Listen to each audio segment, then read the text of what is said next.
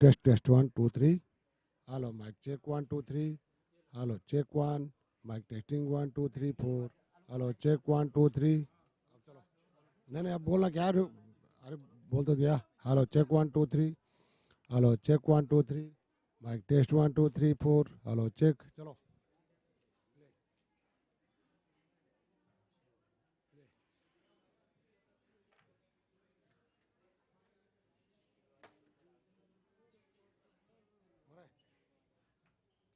Test.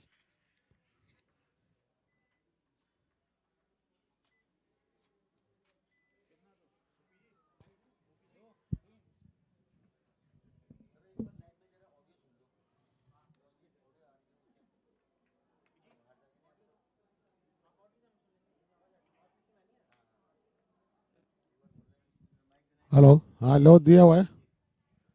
हाँ बोल रहा हूँ. चेक 1 2 3. दिया हुआ है ना. आउटपुट दिया हुआ है ना. Hello, check 1 2 3. Hello, check 1 2 3. Hello, आ रहे.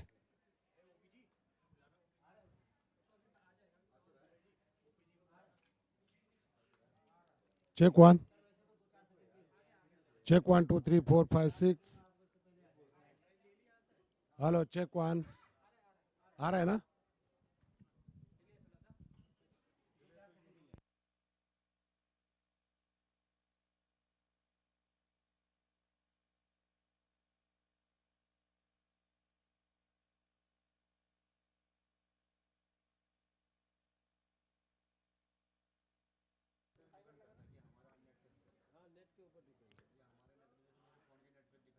चेक 1 2 3. चेक 1 2 3.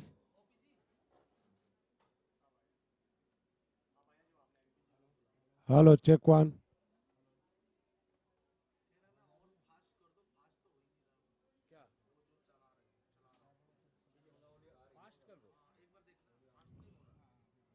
डिले तो आएगा ये थोड़ा बहुत. 10 5 सेकंड तो आएगा ही.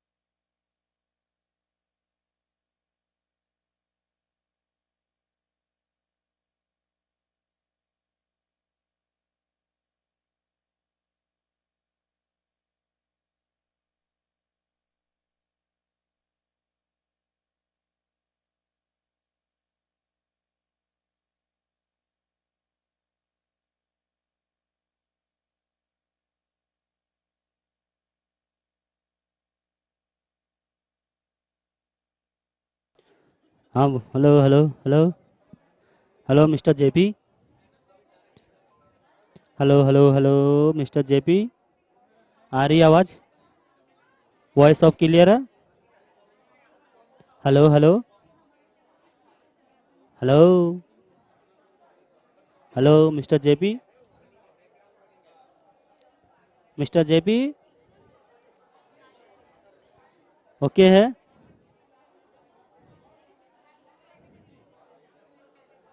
Hello hello hello hello hello hello.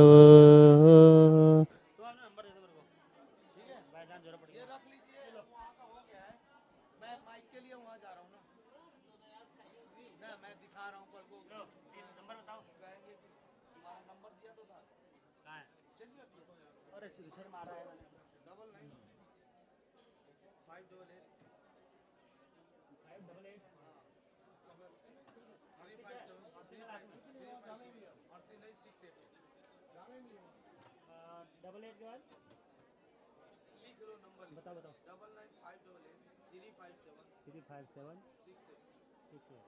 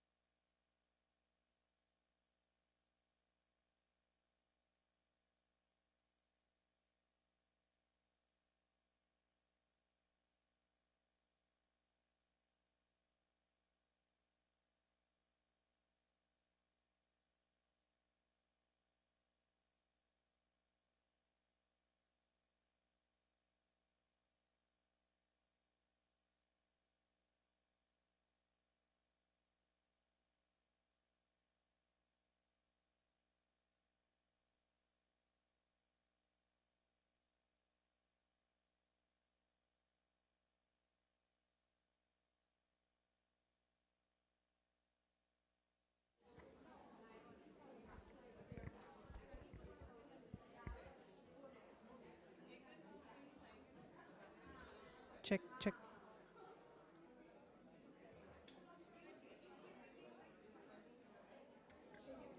Check, check.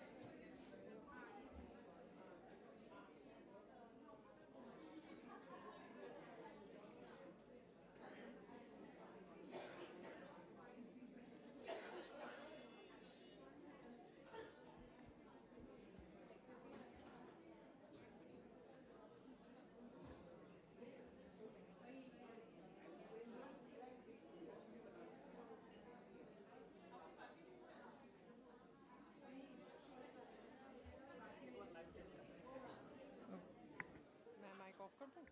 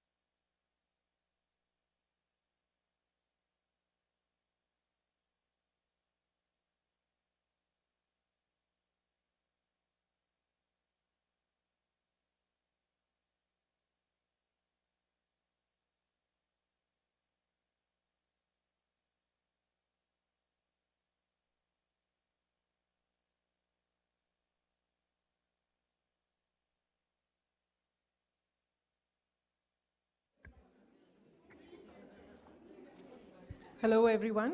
Good afternoon. Before we begin, I'd like to share some details and guidelines for today. This event will primarily be in English, with some sessions in Hindi. For those who only understand Hindi, we've arranged for an interpreter who will be provided with headsets. In case you need any help with the same, please feel free to approach our team members present on either side of the hall. This is a hybrid event that is being streamed live on YouTube. We urge our virtual participants to please use the chat box to engage with each other and the event. Also, for our virtual participants who only understand English, we will be sharing an overview of our Hindi sessions in the live stream's chat section. Due to time constraints, we may not be able to take up everyone's questions today. You are requested to write down your questions on paper and leave them in the bowl kept in the garden area. Please make sure to include your name and contact details so that we can get back to you with answers. As you can see, this event is being photographed. If you're not comfortable with having your photograph taken, please do not hesitate to let our photographer know. You have been provided with the event agenda and written information on today's speakers and performers. To know more about our panelists and performers for today, please refer to the bios provided. If you're having difficulty scanning the QR code on our brochures, please reach out to any Breakthrough representative present here. Finally, you are requested to switch off your phones or keep them on silent mode for the duration of the event. Thank you.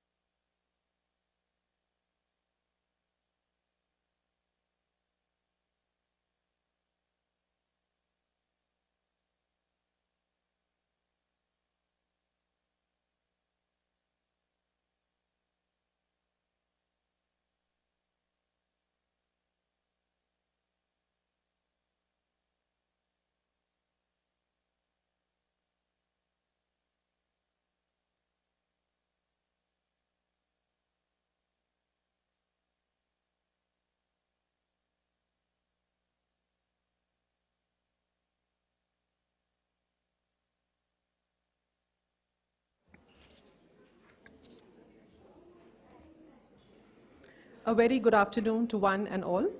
I'm Jocelyn, Head of Institutional Partnerships at Breakthrough India. A warm welcome to everyone present here for REFRAME, Data for Dialogue on Shifting Gender Norms, as well as to those who have joined online. Breakthrough uses events organized under the REFRAME banner to build perspectives on gender by bringing together diverse viewpoints from organizations, academics, researchers, and other entities in India and around the world. Through these dialogues, we hope to highlight innovative strategies on gender norm change while addressing practices and policies concerning different forms of gender-based discrimination and violence. And today's event marks Breakthrough's inaugural data-led dialogue on gender norm change under REFRAME. This event has been co-organized by Breakthrough and SAMYA. SAMYA is a for-profit organization established to provide consulting, technical advisory, project implementation support, and other services in the field of social and human development with a particular focus on women empowerment and gender inclusivity. It also undertakes research, monitoring and evaluation, and capacity building training, including leadership development and media dissemination activities. Now to introduce Breakthrough, we'd like to present a short video.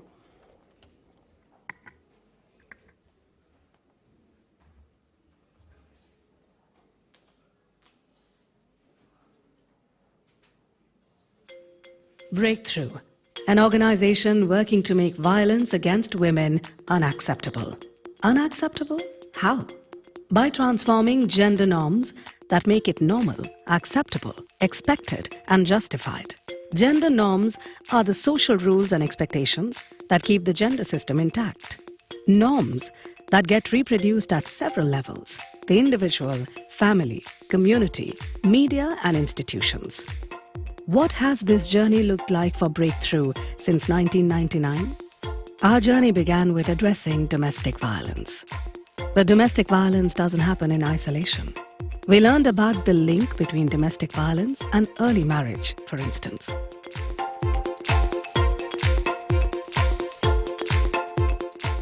And asked ourselves, how can we stop early marriage? We needed to start earlier than ever. And in 2012, we started working with adolescents in Jharkhand, Bihar, and Haryana on early marriage and gender-based sex selection. Our work with adolescents was fruitful. Young people were shifting their behavior and attitude towards gender. But the need to work with their families and communities also became evident. And thus emerged our Adolescent Empowerment Model in 2016. Adolescent Empowerment Program. Working across 4 states of India. Having reached almost 900,000 adolescents till date, as well as parents, Panchayati Raj members, frontline government workers, and more. And today, a gender equity curriculum is being adopted across government schools in Punjab and Odisha. It has been a journey of dreaming, doing, learning, and doing better. A journey guided by internal and external evaluations and a strong intention to build our research capacity. Today we say, let's reframe issues and barriers towards one goal: to end gender-based violence. This time through a data-led dialogue on shifting gender norms. Welcome to REFRAME, Data for Dialogue on Shifting Gender Norms.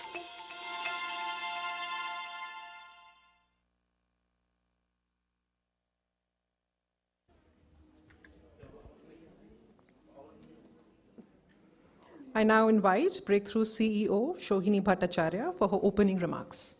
Shohini, over to you.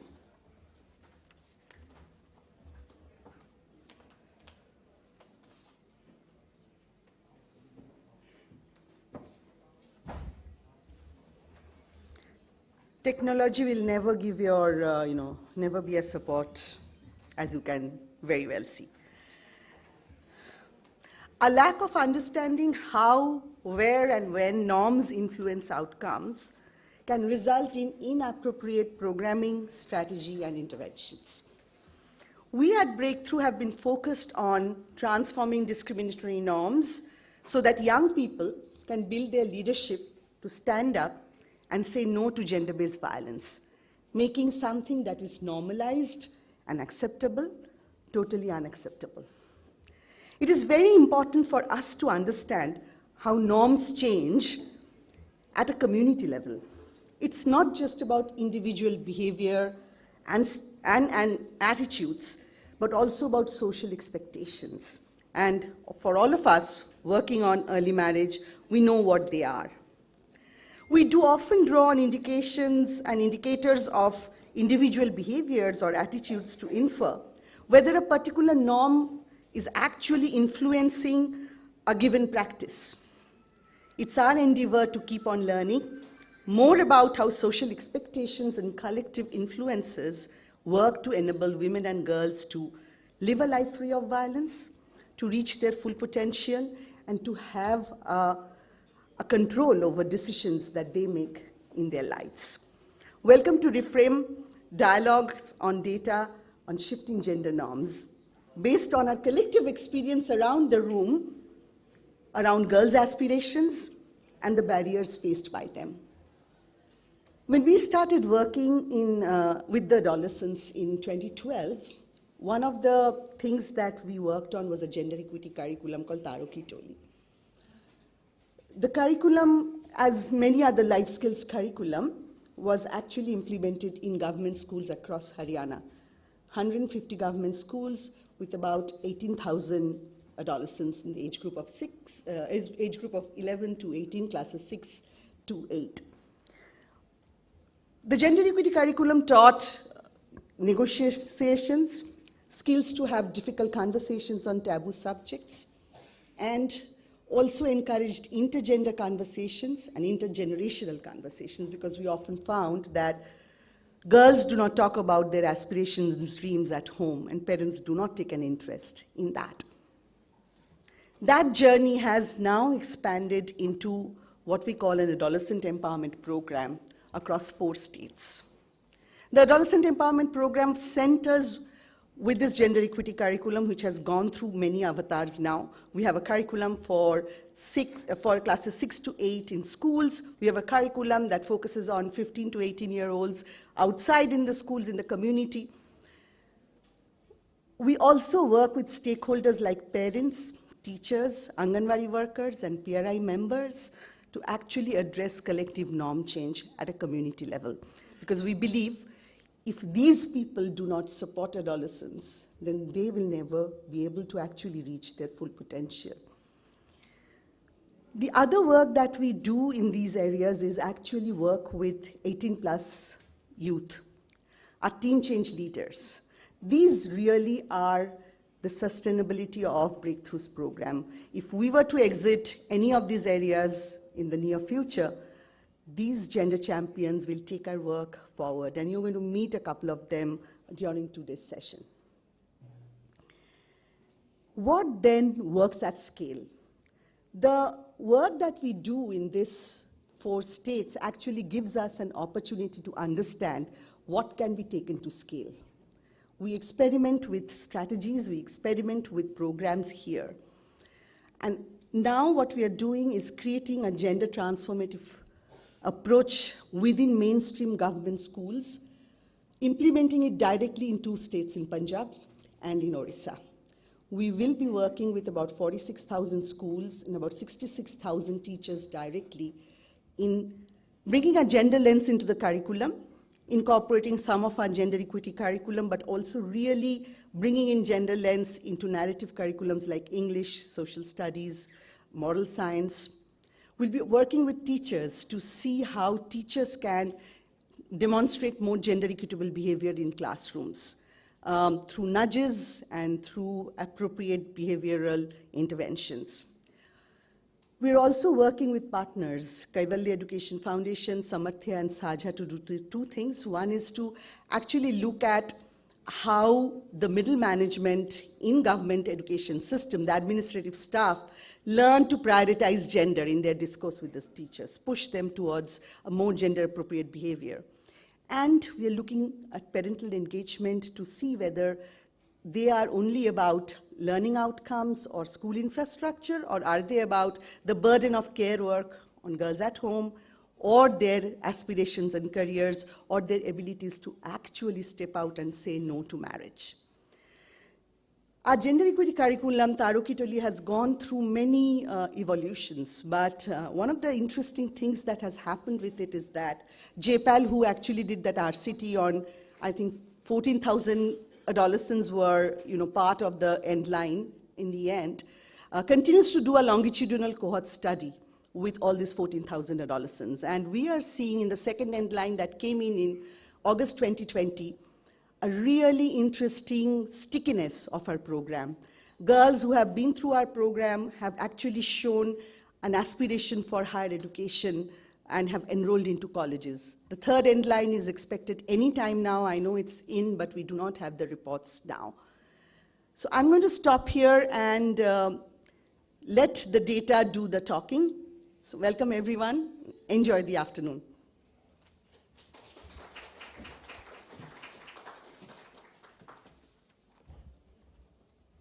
Thank you, Shoini. Our first session today, titled Adolescent Empowerment, What Works, will start off with a presentation on learnings from Breakthrough's Adolescent Empowerment Program.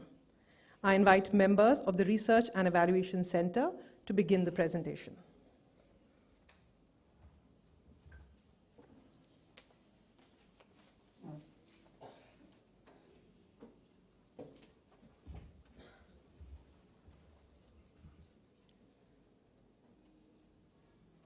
A very good afternoon to all of you. So today what we are going to share over here is learning from our Breakthrough's own external evaluation that we keep on conducting every year through external agency. And we would like to share with you that what we have found when we work in adolescent empowerment program that we called also deep transformation program in 4 states in India, that is Haryana, Jharkhand, Rajasthan, and Delhi. So in these 4 states, we actually run our program in 16 districts, 1071 gram panchayats, and 1399 schools in these 4 districts. And through this adolescent empowerment program, we have touched the lives of 9 lakh adolescents till now. Some of this present data that we are going to share with you comes from an adolescent empowerment program, which was funded by IKEA Foundation. And we ran this program between 2016 to 2020. And in the 7 districts of Uttar Pradesh, that is Jaunpur, Gorakhpur, Lucknow, Ghazipur, Maharajaganj, Varanasi, and Siddharthnagar. Throughout this program, the external evaluation was undertaken by NRMC, which is currently the part of IntelliCap. And in this program, we actually covered 1,230 villages and 511 gram panchayats and 21 blocks from 7 districts of Uttar Pradesh. We covered 694 schools, and we touched around 1,37,000 adolescents. We had an aim of 1,50,000, but due to COVID, we finally completed the program with 1,37,000. Now, from the data that we see what kind of changes we found in those 7 districts throughout this program. So first thing which was really encouraging for us, we find that there is slightly, though marginal, increase in average age at marriage. That is true for the adolescents, and for the boys we could not see too much change, but there is a very marginal change. But for the girls, we can see there is certain amount of change. And as Shohini already mentioned, we have the people, adolescents who are part of this program. Now they are adult, and they will share their journey with you, and you can see that. Also, we also find that average age at school also increased very marginally, but we are hopeful that we can work on it, can increase, but there is an increase during after this project intervention. The next thing that we found was working on violence against women. So we could find that there is substantial change in the accepting who beating a girl is unacceptable, and as well as beating a boy is also unacceptable. This is we can found in this study. And for the children, adolescent who is 11 to 14 years age group, we can see for that there is marginally better acceptance of this change for the 15 to 18 years age group. And same thing we can see the change when it comes to beating a boy. So beating anybody is unacceptable. So that is what was very clear in this data through this program. Next was the work that we do on understanding gender-based discrimination. So, and our adolescents really do have a very good understanding by the end of the program on gender-based discrimination. And here also we can see that this understanding has increased by the end of the program. And increase is also reflected more for the 15 to 18 adolescent age group. The next change which was really exciting for us was that adolescents were going out of the house. So they are empowered and they are able to negotiate to move out of the houses. That was also clear from the base inline data. And there is a change, and change, somewhere it is a minor change, but changes are positive. Then there is the most important, one of the important part is the just negotiation on the leisure hours, particularly for girls. And we see that by the end of the program, they are able in a better position to negotiate their leisure time. And that was really encouraging. And this is something we also found in other states also that we'll share later. Then that choice of life choice, that having that dialogue with the elderly of the house, it was a very difficult thing to talk about their need and what they need to do and their choice of their life and how much they want to study. We can see that both the age group are able to negotiate better with the elders of their house, and that shows also, particularly for girls in the elder age group is better. They are able to, over the years, their skill to negotiate with the parents actually improved. And then there was one important thing when we do our program, that talking to other gender outside the home is a big issue. Now, throughout the program intervention, we see that they are able to negotiate, to talk, and they are able to talk with the other sex outside their house. And this is one of the important part, when our adolescent will share their journey, so they will say that how it make a big difference to them. Now, what is interesting we found is that the Taroki Toli session, we wanted to see that whether how the Taroki Toli session is actually making the change in their life. So in this study, we have a 33 sessions of Taroki Toli. Now we try to see that exactly really Taroki Toli sessions, number of sessions is making a difference or not. This Taroki Toli session, we realized that in our program is a big component is to that equity in the household chores are also shared by the boys, and we see that when we do a particular number of sessions with the adolescent boys, we can see that score of their participation in the household work is actually increasing. And this is something is very clearly reflected not only in Uttar Pradesh, in other states program also. So, I am again saying that there is our participant over here of the program who is an activist activist right now, and he will share that how the changes took place, not in a day, but over the period of time. And then there are a few also other things that session, we can see that having a particular number of Taroki Toli session is actually helping them to understand that gender-based discrimination better. There is change in their group. And this is a particular age group, that is 15 to 18 years age group, who are supposed to complete all the sessions, the 33 sessions. So we have tried to find out the data with them. And we can see that there are 3-4 items you can see over in the screen, that on gender-based discrimination, beating a girl being unacceptable, beating a boy being unacceptable, and the going out of the household. These are all the 3-4 important sections where they actually show positive changes once they complete this session, Taroki Toli session with us. Now there is another recent study, because in this data for dialogue today, we have actually only taken our data from between 2019 to 2019 to 2022. And the kind of evaluation, external evaluation we have conducted, we have taken the information from there. So we have actually given sharing information from this particular UP program. And there is another, recently we conducted another external evaluation in Jharkhand, where actually we see the same kind of information, that the adolescent empowerment program was 80% successful, where we conducted our program in Hazaribagh district.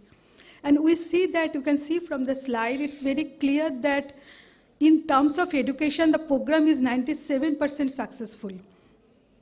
And we have also done good with the communication with the parents' intergeneration dialogue, where actually they are able to talk with the parents about the gender discrimination. And then another area we also started doing better, but one area which is still a little more we need to work is the age of marriage. And we know that Jharkhand is one of the districts where the child marriage ratio is very high. So this is one area we need to have only been able to successful for program is 26% successful, but rest of the area we see that our program is really doing well. So we will complete it here today. So rest of the things we'll have another part of this thing, the discussion, voices from the ground, where the adolescents, our champions, will talk more about their journey. Thank you.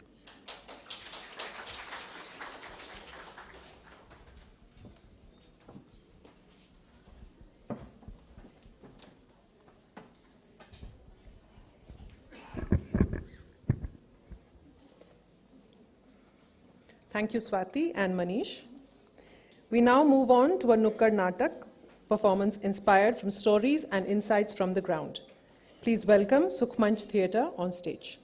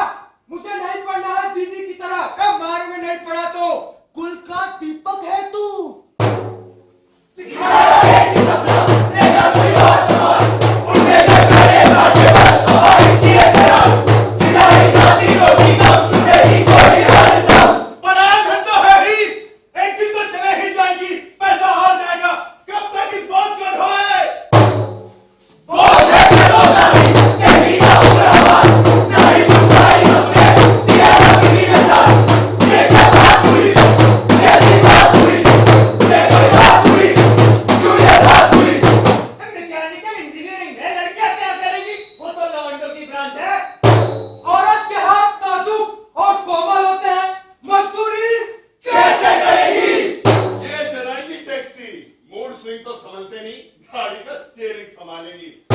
बेटा, औरतें दूसरों के सपने पूरे करती है, खुद के नहीं देखती। बॉडी बिल्डिंग करेगी, लड़का बनना तुझे, जो जैसा चल रहा है करने दे। संस्कृति जानते हो, रीति रिवाज सुने हैं, व्यवस्था मत बिगाड़ो। लड़कियां घर के अंदर काम करती है और मर्द बाहर। तू सुबह जल्दी उठने के सपने देखा कर। लड़कियों को घर में सबसे पहले उठना चाहिए। छोरे या छोरी में से किसी एक को पढ़ाना था, छुड़वा दिया छोरी का स्कूल। तुम क्या पढ़ोगी? तुम्हारे लिए कोई ना कोई पढ़ रहा होगा। आगे बढ़ोगी, घर से बाहर निकलोगी तो पढ़ोगी खराब, सुनोगी झुकोगी तो खुश रहोगी मेरे साथ। बाहर निकलोगी, सपने देखोगी, आजकल का माहौल नहीं देख रही। छेड़खानी और बलात्कार कितने बढ़ गए। क्या करेगी नौकरी करके? सास ससुर की सेवा करना पुण्य मिलेगा, और तुम नौकरी करेगी, कल को बच्चा कौन संभालेगा? लड़कियों को सपने देखने का हक क्यों नहीं? क्यों वो महत्वाकांक्षाएं नहीं रख सकती? क्यों वो सिर झुकाए एक ही ठर्रे पर चलती रहे? क्यों सबका एक ही रास्ता हो? क्यों सबका एक ही सपना हो? शादी और बच्चे। पुरानी चलती सभ्यताओं और मानसिकताओं से लड़कियां क्यों दबती रहे? उसे अपनी मर्जी की जिंदगी जीने का हक क्यों नहीं? जिस उम्र में बच्चों को कुछ बनने के सपने देखने चाहिए, वहां लड़कियों को दुल्हन बनने के सपने दिखाए जाते हैं। बचपन से उनके दिमाग में शादी का फितूर भर लिया जाता है।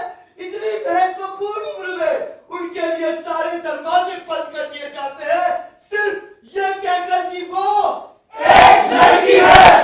पापा, मैं स्कूल जाकर पढ़ना चाहती हूँ। तेरी माँ भी दूसरे के घर काम करने जाती है, मुझे भी खेत में जाना होता है। तुझे लाएगा और छोड़ने कौन जाएगा? पापा, 12वीं में मेरे 75% अंक आए हैं। दिल्ली विश्वविद्यालय में मेरा गणित में एडमिशन हो गया है। पहले 15 किलोमीटर तुझे छोड़ने जाऊं, उसके बाद तू बस पकड़ के जाएगी। बेटा, गांव का माहौल तो तुझे पता ही है, इतना पढ़ लिया काफी है। पायलट बनना चाहती हूँ। जितना तू पढ़ेगी, उतना ज्यादा पढ़ा लिखा लड़का ढूंढना पड़ेगा। जितना ज्यादा पढ़ा लिखा लड़का, उतना ज्यादा दहेज देना पड़ेगा। 12वीं तक पढ़ लिया काफी है, पायलट वाला छोड़ ये कर ले। पापा, मैंने कैब ड्राइविंग के लिए अप्लाई कर दिया है। रात बेरात बाहर रहना पड़ता है, माहौल देख रही है कैसा खराब है। ये लड़कों का काम है, तू कुछ और देख ले। पब्लिक सेक्टर में काम करना चाहती हूँ। पब्लिक प्रॉपर्टी बनना है क्या? पापा, मेरे पास बिजनेस के लिए बहुत ही अच्छा आइडिया है। कुछ पैसों की जरूरत है। इतना पैसा कहाँ से आएगा? जो मेरे दहेज के लिए जोड़ा है वो इधर लगा दो। शादी के बाद तो तेरा बिजनेस वैसे ही छूट जाएगा, फिर ससुराल के देकर भेजेंगे। फुटबॉल टीम में मेरा सिलेक्शन हो गया है। फुटबॉल में छोरे कुछ नहीं कर पा रहे, तू क्या कर लेगी? अरे बेटी बड़ी हो रही है, शरीर बदल रहा है, तू खेलती फिरती अच्छी लगेगी। गणित में पीएचडी करना चाहती हूँ। ज्यादा गणित जान गई तो हमसे हिसाब मांगेगी। भारत में 15 लाख लड़कियों की शादी 18 साल की उम्र से पहले हो जाती है। 43% लड़कियां ऐसी हैं जिनका 10वीं से पहले स्कूल छूट गया। माँ बाप के पास पैसा कम था, 2 बच्चों में से किसी एक को पढ़ा सकते थे तो लड़की का स्कूल छुड़वा के भाई को पढ़ा दिया। वही सड़कों पर छेड़खानी है, दफ्तरों में लड़कियों के लिए शौचालय नहीं है, माहौल खराब है, ट्रांसपोर्ट की दिक्कत है, बिगड़ गई तो अपनी सोच बदलने के बजाय हम इन्हीं का हवाला देकर लड़कियों को आगे बढ़ने से रोक रहे हैं। क्यों? देखिए, आपसे छुप छुप के पेंटिंग क्लास जाती हूँ स्पाइक वाले लफंडर के साथ। बिगड़ गई है लड़की। मैंने तो तुमसे कहा था इसकी शादी करा दो। पापा, मैं कुछ समय खुद के साथ बिताना चाहती हूँ जॉब छोड़कर। मुझे कुछ और ट्राई करना है, नई हॉबीज एक्सप्लोर करनी है। बेटा, मैं तो कब से कह रहा हूँ जॉब छोड़ और शादी कर ले। तेरी स्वीटी कितना प्यारा बच्चा है। अरे मेरा सोना, मेरा मोना, मेरा गोलू मोलू, बेलन, चक्कू। ले पकड़। नहीं। काश तेरा भी एक ऐसा ही बच्चा होता। कहाँ फंस गई है तू इस पढ़ाई लिखाई में? जॉब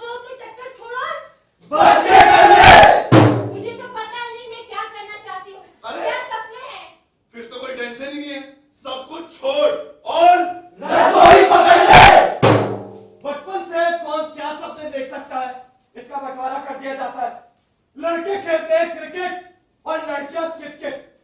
लड़कों के लिए खरीदे जाते हैं डॉक्टर सेट और लड़कियों को दिए जाते हैं किचन सेट, गुड्डे गुड़िया, जिनकी वो शादी कराए। क्या हमने कभी सोचा है इन कदमों से एक लड़की की मानसिकता पर क्या प्रभाव पड़ सकता है? उसके सपने एक छोटे से बक्से में सिमट कर रह जाते हैं। क्या उनकी अपनी कोई चाहत नहीं, इच्छाएं नहीं, सपने नहीं? हम क्यों उन्हें चुप रहना सिखाते हैं? अपनी दकियानूसी सोच उन पर डालते हैं, उन्हें दायरों में बांधते हैं। सोचिए, जिंदगी भर के लिए अगर कोई हमें अंधेरे कमरे में बंद कर दे तो हमें कितनी घुटन और तकलीफ होगी। ठीक वैसी ही घुटन और तकलीफ ये लड़कियां महसूस करती है। अम्बेडकर साहब ने एक बार कहा था, दलितों में भी दलित होती है लड़कियां। अरे लड़कियों के सपनों को नजरअंदाज करने का मतलब है उनकी पूरी जिंदगी को सीमित कर देना। हम कौन होते हैं उनको आजादी देने वाले?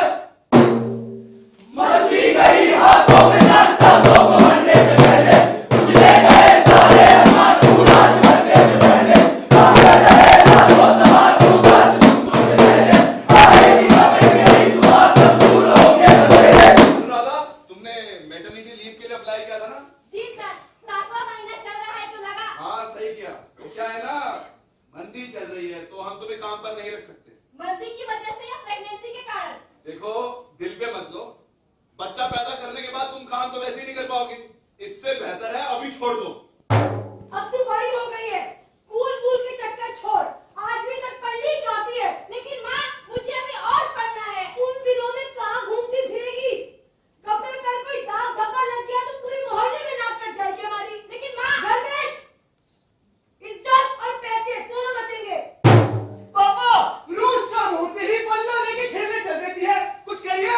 इंदु बेटा, भूख सी लग रही थी, कुछ खाने के लिए बना देती। भाई से कह दीजिए ना पापा, लड़के से चूल्हा चौका कराए। मेरा प्रैक्टिस पर जाना जरूरी है। अपने पिता से भी ज्यादा जरूरी है।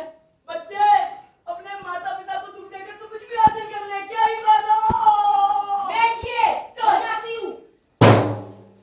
कहते हैं बस चुप रह के तुम सबको सुनते जाओ, लड़की हो तुम लड़कों के तेवर ना हमें दिख रहा हो, और छोटी ना कोई मांग मेरी कैसे मैं उन्हें समझाऊं, कल्पना के अंतरिक्ष में सुनीता बन के जाऊं। वासु, मैंने तय कर लिया है कि मुझे राइटर ही बनना है। चला मत चला, झाड़ू चला, शादी के बाद भी तुझे यही करना है। और तो अपनी ऐसी हुई जुबान ना चला, दिमाग चला, या वो भी रहने दे, घुटने बैठ जाएंगे तेरे। वही पुरानी बातें हैं और वही पुराने हाल, छोड़े जाए पढ़ने को छोड़ी लाए जान। देखिए भाई साहब, हमें एक चवन्नी भी दहेज में नहीं चाहिए। We are not at all पुराने ख्यालात वाले इंसान। बस लड़की शादी के बाद नौकरी पे नहीं जाएगी, वरना घर का काम काज कौन संभालेगा? और घर में किसी का तबियत खराब हो गया तो उसका ख्याल कौन रखेगा? अरे भाई घनश्याम जी, बाबूजी इधर आओ। हमारा नौकर है जी, घर के सारे काम कर लेता, झाड़ू पोछा बर्तन साफ सफाई और चंपी करके ताला भी खोल देता है। आपको तो बड़ी जरूरत है जी। ये बदतमीजी कर रहे हैं आप। अरे अब भाई साहब, आप तो गुस्सा हो गए, पर हाँ, हमारा घनश्याम चवन्नी नहीं लेता, 15,000 रुपए देने पड़ेंगे ऐसे। चल भाई चला जा। मैंने जाना निकलेंगे घर के बाहर तो ऐसी टक्कर देंगे, बच्चे बड़े मुस्कंडों के पसीने छूट पड़ेंगे, अब न किसी से आपको भैया सब कुछ कर सकते हैं, एक बार मिलो होता है मैं तो भी बता सकते हैं। तू बनेगी IAS ऑफिसर, फिर सुनेगा कौन? घर पे तो सुनता नहीं तेरी। अच्छा बता, इंडिया का प्रेसिडेंट कौन है? आलिया भट्ट। सही है। चश्मा उतार के देखो मेरा जीवन चाहे, और एक और बदलेगी लोग जो बात बोल सुन पाए। भारत के संविधान ने सबको बराबर का अधिकार दिया है।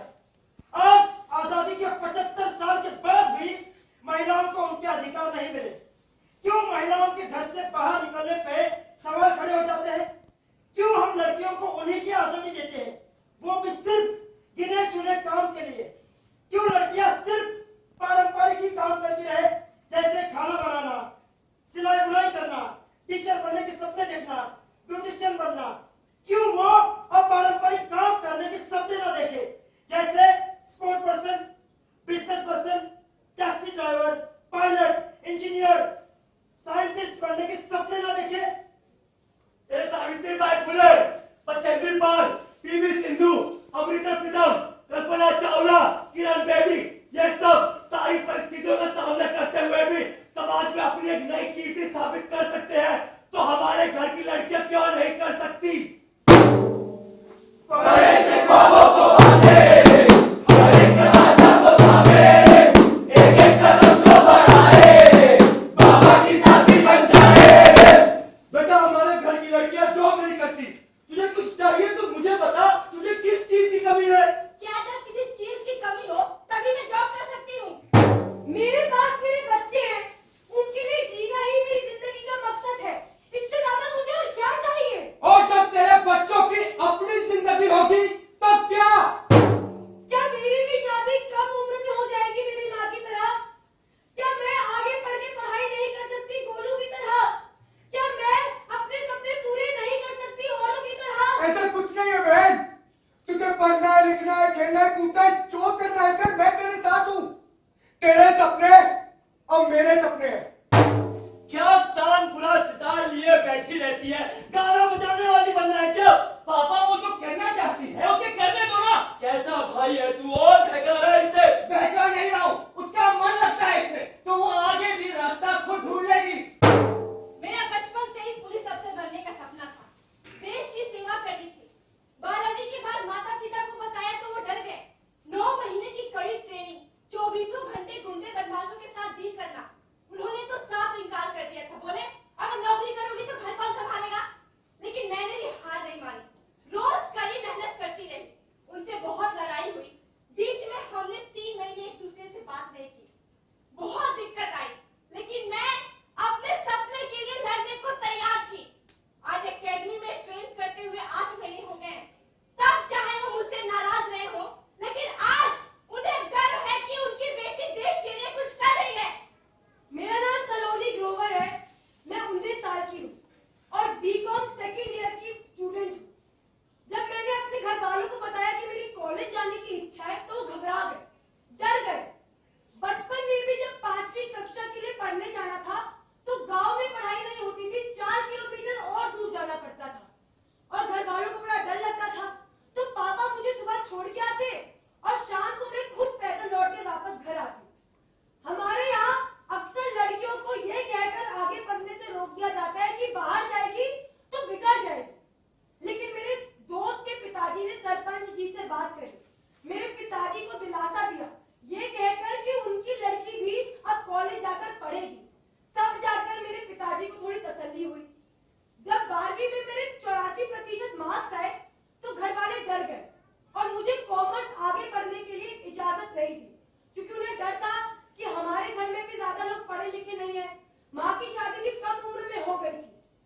मेरी माँ कभी नहीं चाहती थी कि उनकी बेटी का हक किसी और को मिले। जब मैं आती जाती तो आसपास सवाल उठते, मेरी माँ मेरे साथ खड़ी रहती। जब मेरी हिम्मत टूटती तो वो मेरी हिम्मत बढ़ाती। हमारे गांव में ज्यादा बसेस नहीं चलती थी तो दूर जाने में दिक्कत होती, लेकिन मैंने हार नहीं मानी। अपने पसंद के कपड़े पहनने के लिए भी घर वालों से मशविश करनी पड़ती थी, पर मैंने उनसे इस बारे में भी बात करी, अपने कॉलेज जाने का साधन ढूंढा। मेरे घर वालों ने धीरे धीरे मेरा साथ दिया। वो समझने लगे कि एक लड़की को पढ़ाना कितना जरूरी है। अपने माता पिता के सपोर्ट से, टीचर के सपोर्ट से, सरपंच जी के साथ से मैं आज अपनी मर्जी से जिंदगी जीने की तरफ कदम बढ़ा रही हूँ। कोई भी आशा, उम्मीद, ख्वाहिशें छोटी नहीं होती। महिलाओं के पास अपना दिमाग होता है, सोचने की क्षमता होती है। मैं अपने सपने का बोझ आप पर डाल दूं तो आप कभी अपने सपने देख ही नहीं पाएंगे। आप मेरे दिखाए सपने को अपना मान लेंगे। महिलाओं को सपने देखने का हक है और ये विश्वास उन्हें खुद अपने अंदर पैदा करना होगा। हम उनके रास्ते में रोड़ा न बनकर मील का पत्थर बने, छोड़े आगे बढ़ने से रोके ना। महिलाओं को खुद को दुनिया में चल रही तमाम चीजों से अवगत करना होगा ताकि वो खुद का भविष्य खुद तय कर पाए। इसके लिए जरूरी है कि हम और आप, उनके शिक्षक, उनके परिवार वाले उनका साथ दें, उनको प्रोत्साहित करें ताकि वो इस जगह में खुद को अकेला ना महसूस करें और हिम्मत के साथ एक सुनहरे कल की तरफ सशक्त कदम बढ़ाएं। कुछ ख्वाहिशें ऐसी हैं, तुझसे ही मैंने कही है, लहरों के बीच जो बसी थी, कश्ती ये अब चल पड़ी है, कंधों पे बस्ता उठाए, कदम न मेरे उठाए, एक बार जो चल पड़े तो खुद ही ये रास्ते बन जाए, जब खुद ही खुद का सहारा मिल जाएगा फिर किनारा, शोले जो अंदर समाए, निकलेंगे मन के बनावा, असले है या दूरी, इस बात की अब है दूरी, गाएंगे ऐसा बनाना, देखेगा सारा जमाना, गाएंगे ऐसा बनाना, देखेगा सारा जमाना, गाएंगे ऐसा बनाना, देखेगा सारा जमाना।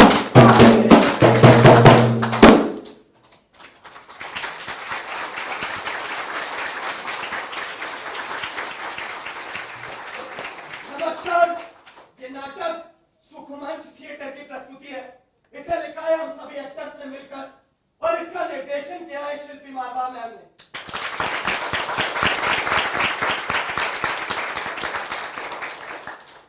पहले तो बहुत बहुत शुक्रिया कि आप लोगों ने ये नाटक देखा। हम ये नाटक अलग अलग जगहों पर लेकर जाते हैं और हमने कोशिश की इस नाटक में हम सलोनी की कहानी को आप सबके सामने लेकर आ पाए। किस तरह से सलोनी बैठी है यहाँ पे?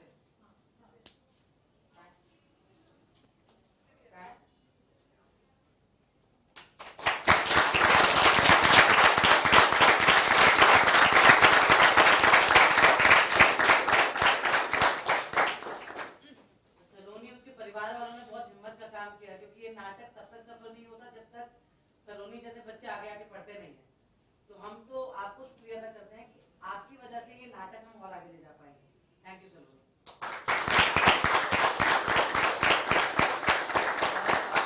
साथ ही रिचा ब्रेक थ्रू का बहुत बहुत शुक्रिया। आप सबका बहुत बहुत शुक्रिया कि आपने हमें नाटक करने का मौका दिया। अगर कोई सवाल आपके पास है तो आप पूछ सकते हैं, हम जवाब देने की कोशिश करेंगे। जी सवाल तो नहीं है, लेकिन नाटक काफ़ी अच्छा था और सलोनी को बहुत बहुत शुभकामनाएं मेरी तरफ से। और आपका जो नाटक है वो मैं इस 2 गीत के माध्यम से समरी जैसा करना चाहूँगी कि जब सलोनी आपको मिली होगी तो शायद वो कह रही होगी कि छोटे छोटे सपने पूरे ना हुए मेरे सपने समाज ने पूरे ना किए हो, मेरे सपने समाज ने पूरे ना किए। मैंने तो चाहा मैं जाऊं पढ़ने, इस समाज ने नहीं दिया आगे बढ़ने, इस समाज ने नहीं दिया आगे बढ़ने। और अब सलोनी कह रही है, बेटी हूँ मैं बेटी, मैं तारा बनूंगी, बेटी हूँ मैं बेटी, मैं तारा बनूंगी, तारा बनूंगी मैं सहारा बनूंगी, तारा बनूंगी मैं सहारा बनूंगी, बेटी हूँ मैं बेटी, मैं तारा बनूंगी, सहारा बनूंगी, मैं तारा बनूंगी। बहुत बहुत शुक्रिया। जो अच्छे से पढ़ाई कर रही हैं और आगे बढ़ रही हैं। आप बढ़ते रहें, अपनी हिम्मत बनाएं क्योंकि आप लोग बहुत लोगों के आगे रोल मॉडल भी बनेंगे। बहुत बहुत शुक्रिया ये नाटक देखने के लिए। हम लोग नाटक करने के पैसे नहीं लेते। ब्रेक थ्रू बहुत अच्छा है लेकिन हमारा आना जाना देखता है, वो भी गर्मी में एसी कैब में, और खाना भी देखता है। बहुत बहुत थैंक यू, हमें बहुत अच्छा लगता है आपके साथ काम करना।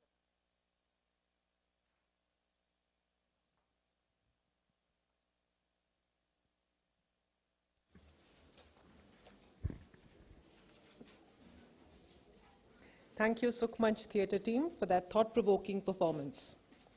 Next up, we have a panel discussion, and I welcome on stage Dr. Aparajita Gogoi, Executive Director at the Center for Catalyzing Change, Professor Nandini Manjrekar, Dean of the School of Education at the Tata Institute of Social Sciences, Mumbai, and Dr. Suman Bhattacharjee, Director of Research at the Asar Center. The discussion will be moderated by Noina Chaudhary, Senior Director of Breakthrough, leading programs and co-leading strategic partnerships and scale-up. Welcome.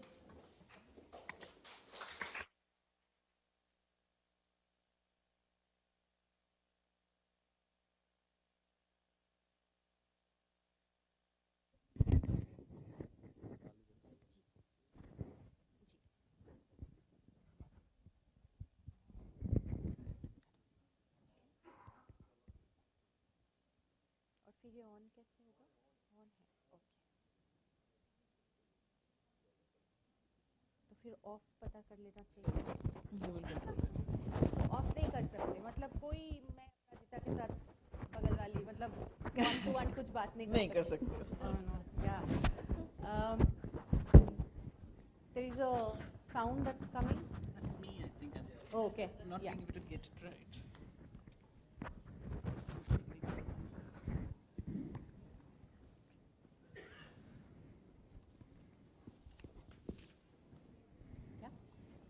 Yeah, all set. Welcome everybody, welcome again. Today we are going to have a discussion on gender norm change and adolescent empowerment.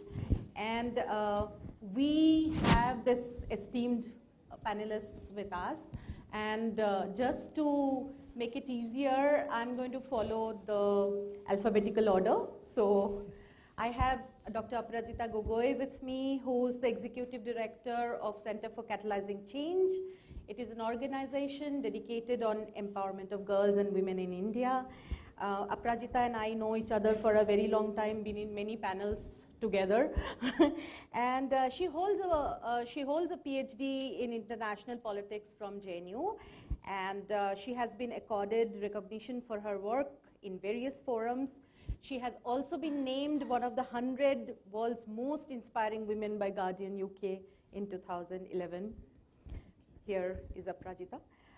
Next, I'm introducing Professor Nandini Manjrekar, and she's a professor and currently Dean of School of Education, Tata Institute of Social Sciences.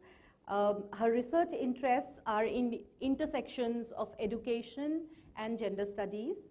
She teaches postgraduate courses on sociology and history of schooling and education. She has been a reader edited by her, Gender and Education in India, was published in Akar in 2021. Nandini Manjrekar has served for several years in the editorial board of Comparative Education Dialogue, SAGE, and is currently on the editorial advisory board of Journal of Education Policy, Taylor and Francis. She is a visiting fellow of several institutes of international reputation.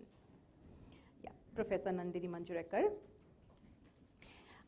We have Dr. Suman Bhattacharjee with us, who is the Director of Research at ASA Center. We all know about Status of Education report in India, which has its own fame. She has earned her undergraduate degree from Delhi University. She must be thinking why I'm talking about the undergraduate degree, which looks like, you know, history. Yeah, and she has done her MD from Harvard, and she has experience of working in various governments, non-governmental organizations in India, USA, Pakistan, and Mexico. And she has taught courses on research design, gender, and education, and has authored and co-authored numerous articles and books. So with this esteemed panel, we are starting the talk on why is adolescent empowerment crucial on gender, to change gender norms. So just by the virtue of working with Breakthrough for so long, I would like to say a little bit about why we see adolescents are crucial to the gender norm shift narrative. Because we believe that gender norms restrict realization of fullest potential of all human beings. So we work on gender norm change so that we are able to create a world in which discrimination and violence against women and girls are not acceptable anymore. We have been working from 2012, like you know, and research reveals that girls who are married early have a disproportionately higher chance of being subjected to domestic violence. That's one of the reasons we focus on early marriage and adolescence. We also know that adolescence mark by a heightened ability to question, and this gives us hope that if we focus on this age group, we will be able to do a generational shift in the gender norms. And we have been working with about 900,000 adolescents so far, and we have seen that gender norms are actually shifting around health, education, as well as sticky issues such as career choices, marriage, and mobility. Yeah. You have also heard how it has affected the adolescents from the first presentation that Swati had done. Post-COVID, we saw that the attendance is dwindling in schools, which Aparajita will also be able to talk about. And we focused on aspiration building. We believe that if there is aspiration, adolescents will stay in schools. And we are seeing it already giving us a lot of interesting anecdotes from the field. We have a lot of firsts. We have the first police constable from a village in UP border village with Nepal who's working in Kanpur right now. We have the first agricultural officer aspirant from our area. There are lots of sports person aspirants from our area. So one of the things that I really wanted to mention here, that at times when we go to these rural areas and talk to the adolescents who are working with us, we have seen some of them are actually breaking through areas which are not even thought about areas by their urban counterparts. We just talked to a girl who has raised a complaint against online harassment because she was being out there raising issues of importance to girls and women. She faced online harassment, but she raised it with police. With the support of her community and her parents, she has been able to bring the culprits to the book.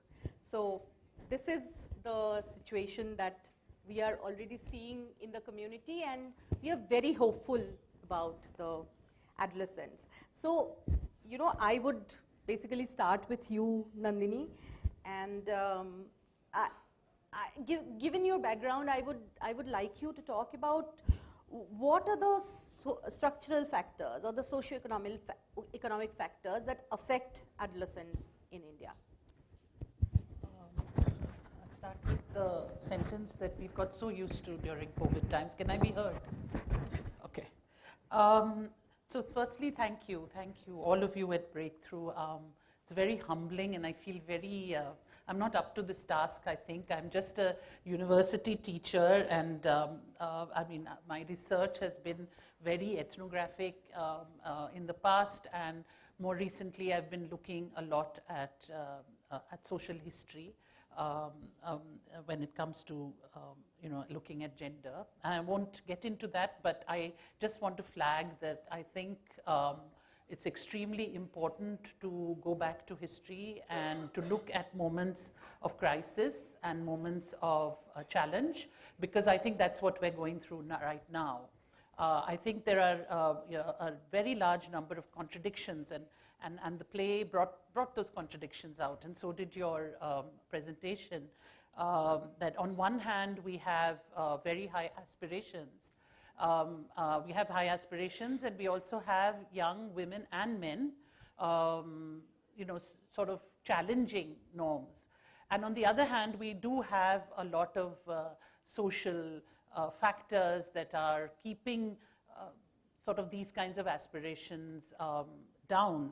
And I think, so for me, I think back to the late 19th century and how a young girl who refused to go along with the customary norm of getting married at 11 actually fought the entire British legal system, Rukmabai, and led to very, very adverse statements being said about her publicly by some leaders whose names would be familiar to all of you. Lokmanya Tilak, for example, wrote publicly against Rukmabai in the newspapers. So I think that this is something that we have to contend with, because these are systems that are very, very old, and I don't think we're going to, it's going to be a struggle and a back and forth struggle, and I think we have to name it, and its name is caste patriarchy. And I think we have to, when we talk to young people, and this has been the experience that I've certainly had, and I think many of us have had, that when we actually do work among young people, I have limited experience of working with, say, young Muslim girls in or being associated with organizations. I myself don't have really that kind of time now, but I'm associated with organizations which work with young Muslim girls or with young Dalit girls, largely in the urban fringe or in urban areas. And I don't think we should forget those areas because they present, other degrees of challenges. And one sees the ways in which they are really trying to fashion themselves. And also take on not only family, but also take on community. And it's a very hard struggle. But when it comes to the question of this phase, this period of transition, I think that we're in, we have to also acknowledge that over the past 20 years, there's been a huge expansion and of education systems, and you have large numbers of young people entering the education system from historically marginalized and excluded communities, very large numbers. One indicator of this is that gender parity index is actually over 1 in higher education, which many countries actually haven't achieved, and India has. What is, however, happening, and I think that this is something that even in our work with young people, I feel these are elements that we need to bring in. I mean, the very crucial question of intersectionality and not looking at gender in any kind of homogenized way, because it is extremely context specific and it's very much intersecting with other kinds of social identities. So when you look at higher education, higher levels of education, and you do see larger number of girls coming in and students from marginalized communities, but the highest number of dropouts are also from those marginalized communities. So I think this is something that the system has to take very seriously. And also the very, very fragmented, can I just take a minute more because I'm a teacher, I'm really sorry. I just take a minute more. But it's also, I think we have to contend with this very, very highly differentiated education system that we have. And it's a rapidly changing system. So even at the university level, even 10 years ago, we didn't see the kind of stratification that we see today. So who is going to these different kinds of institutions? Who is staying in public schools? Who is actually moving out of public school and college? I think these are very important. And of course, I think when it comes to young people, and again, my association with grassroots level collectives more than actually large NGOs, has been that, and I think many of you will agree, that there is a great deal of anxiety among young people because of questions of employment. So although they do fight, and I think this goes beyond gender to a large extent, it's also very focused on questions of what boys are expected to do and the new kinds of pressures on masculinity there is today. So I think that we need to do that. And also just one last thing, I think the question of marriage itself as an institution is something that we must look at very carefully, and not just early marriage, because I think the question of family and marriage, these are what young people are actually asking questions about. And I think we owe them an answer. And finally, I just want to say thank you so much for ending with Kamla Bhasin, because I was really missing her today. And I think that we owe her and all our various feminist godmothers, for mothers, a great deal when we come to a discussion like this. So that's all I have to say. Absolutely. Thank you. Thank you so much, Nandini, but you'll have to come back again, so just don't say your thanks already. So as Nandini is talking about the crucial factor of intersectionality, and also she's getting our attention to who stays in public education system and what kind of people leave that public education system and going into private education. I thought that I'll bring you, Sumanji, at this point in time. Like, why do you think the school system takes the center stage in adolescent empowerment work? And does the dynamic shift in rural area, or the school system still remain the crux of it, at the crux of it? Yeah. Thank you very much. Can you hear me? Yes. Well, thank you very much to the Breakthrough team for inviting me here. And to start with, taking off from something that Nandini mentioned, but much more recently, I'm not going back centuries, but just 12 years ago, 13 years ago, one of the reasons I think that the school system is key to the issue of adolescent empowerment is because today most adolescents are, in fact, in the school system. So thanks to the Right to Education Act, which, as you all know, came into effect in 2009, was implemented in 2010, we've seen a huge growth in enrollment, to the point where today, I mean, if we just look at the age group where the Breakthrough Adolescent Empowerment program is working, 11 to 14-year-olds, we know that in rural India, currently 98% of girls are enrolled in school, and a little bit more than that in the case of boys. So the vast majority of adolescents are in school. So just from the point of view of finding an institutional platform to be able to reach and work with these young people, the schooling system is the obvious place to begin, because India is a huge country.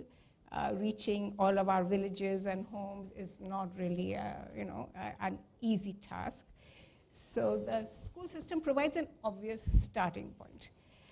Now, when you look at the older age group within this adolescent bracket, so if we think about 14 to 18-year-olds, for example, the picture is quite different. And so there, I think that, locating the work of empowering adolescents solely within the school system has a lot of issues, because we see a lot of dropouts among both girls and boys, but especially among girls. And we all know, I don't have to talk to anybody in this room about the main reasons why girls tend to drop out of school, from early marriage to, all of the social norms that we know about, to the fact that schools are not as close.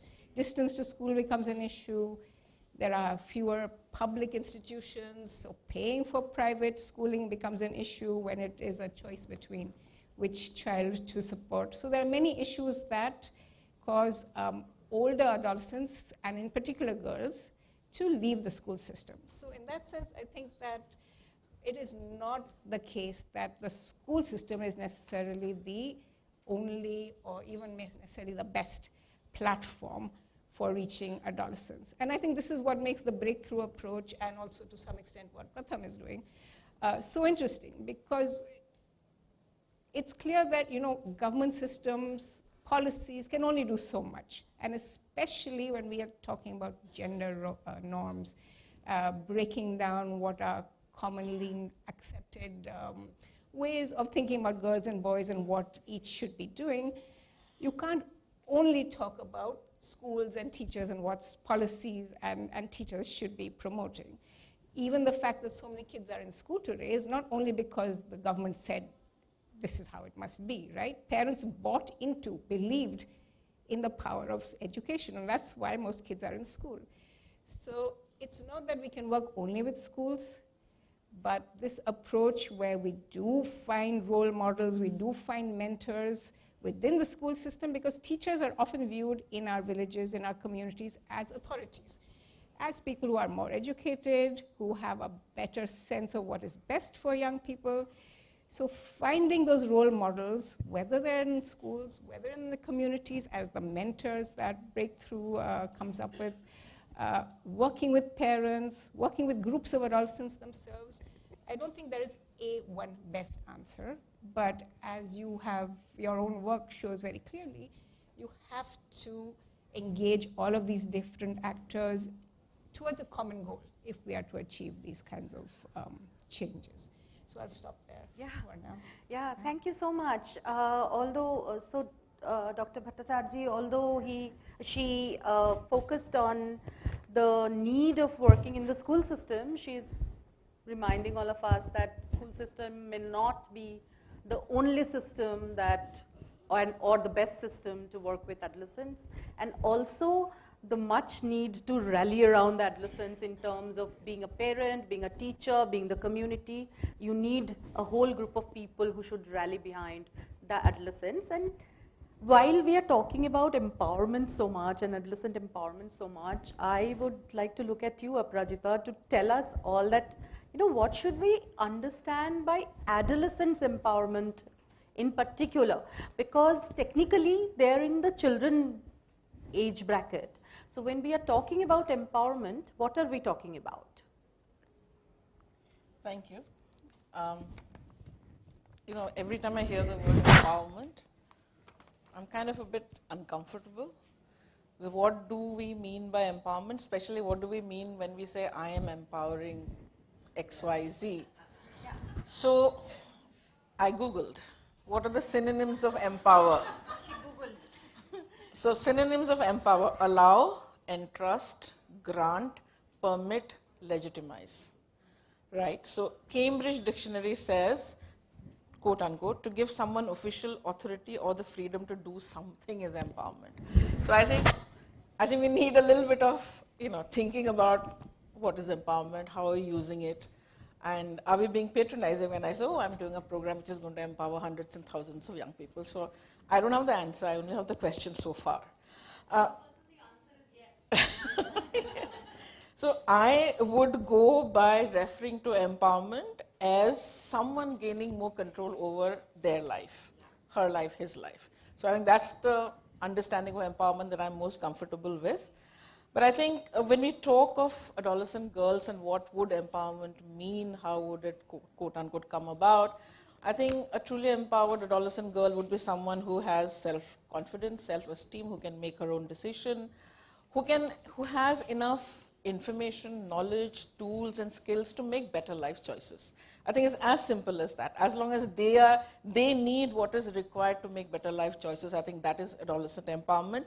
And this same definition can kind of, go on for adult empowerment also.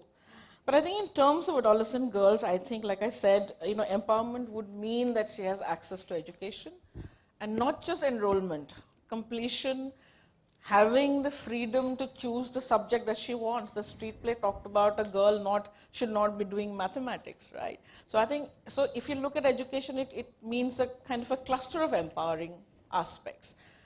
When to study, when not to study, how long to study, what stream to choose, what jobs to do.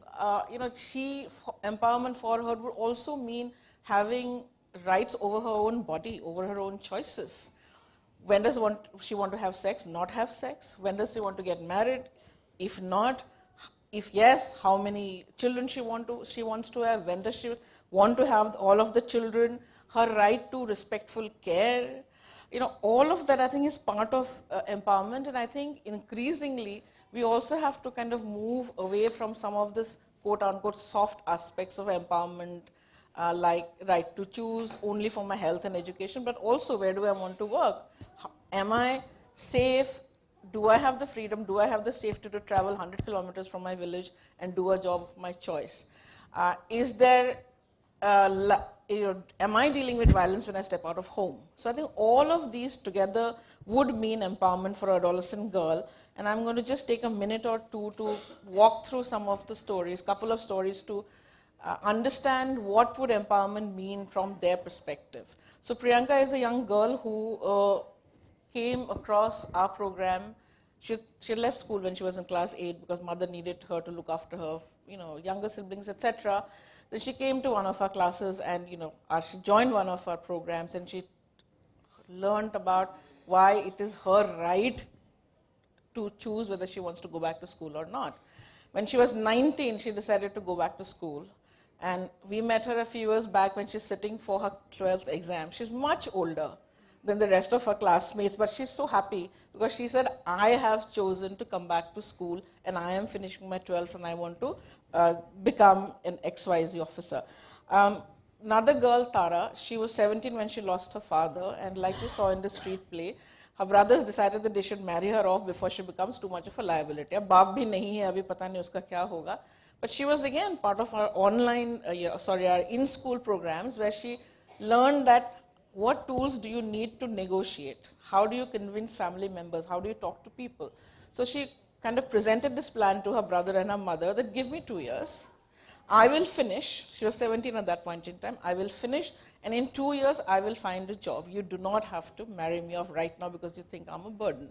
Right? So that was her way of quote unquote empowering herself so that she could exercise her choice. And the last story I want to talk about really is a very, very young girl who was just 14. fought with her family, wanted to go to school, still in middle school, but there were boys who would harass her every day when she was going to school and coming back. She told her parents, and they said, "Kal se school jana band." But then she knew that that should not be the end of her story, her life. So she went back to school and she told her teacher, "Would you come with me and convince my family that it is A, not my fault, and B, will you talk to the Panchayati Raj members and ensure that the boys are not standing there, making life difficult for girls?" So she, by being part of these sessions, programs like yours, programs like ours, she learned that she has to figure out what solution she can bring to the table and how can she negotiate for that. So I think all in all, that is what I would, kind of say is adolescent empowerment. Thank you. Beautiful stories to illustrate, adolescent empowerment. And as Aparajita was saying that, similar programs, similar kind of stories we see in the field. So we see how adolescents are negotiating 1 year at a time to study. Can you let me study for 1 year more? Also, very recently, I was in a village called Bibipur in Uttar Pradesh, and I saw that there the girls have negotiated with the Panchayati Raj members, and they sit on the road to school to make sure that boys don't make a group there and harass the girls. And I saw a great change that in our times, if we would go and tell our parents that we are being harassed on the way to school, we will be stopped from going. This was a very different story. The Panchayat members were talking to us. They said that they are so powerful, they are so courageous, they are coming and talking to us. And this shift gives me a lot of hope that that things are moving in the right direction. We are still working at it, but it is moving. So Nandini, to come back to you, so what aspects of education systems do you think we need to engage with if we need to positively shift gender attitudes and behaviors among adolescents? Which are the particular pegs? I think we need to look at schooling rather systemically, and not in sort of in terms of curriculum and teachers, and all these are very important, but more as sites of knowledge production. Now, if these young people are not given any sense of importance or respect as producers of knowledge, and as those who actually contribute, negotiate, argue, contest knowledge, then I think we're just going to get that far and no further. We might just end up in a very transmission model, which, as we know, really doesn't work with young people, especially younger, older children those who are in, who are not children anymore. It doesn't work with children, and we shouldn't do it with children either, but clearly as you're growing older, you are. So I think that is very important. So I think that the question overall is a question of seeing education as spaces of freedom. And I think this is really a tall order, and it sounds like almost an impossible thing. But unless we see, as many thinkers have told us, Bell Hooks has told us, Paulo Freire has told us, that education should be and is a space of freedom. If it ceases to be a space of freedom, then it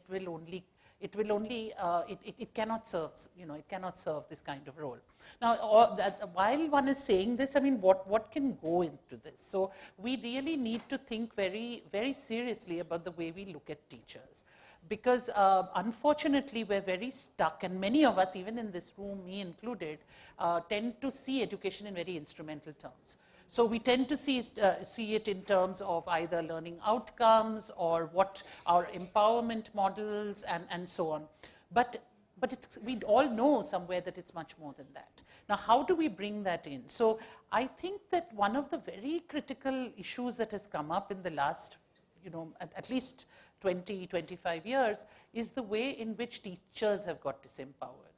So often teachers are very, they themselves have been pushed into these instrumental molds.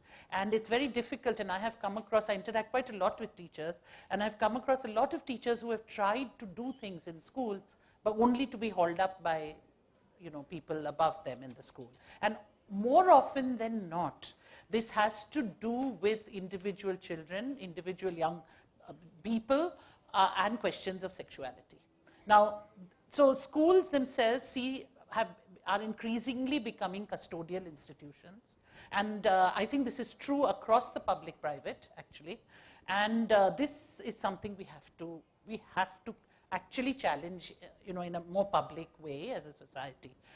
I think that the question of poor parents, and there are many here among us who have done a lot of work in this area, but my sense is, and the data would indicate, that even poor parents are very eager to have their girls in schools as well.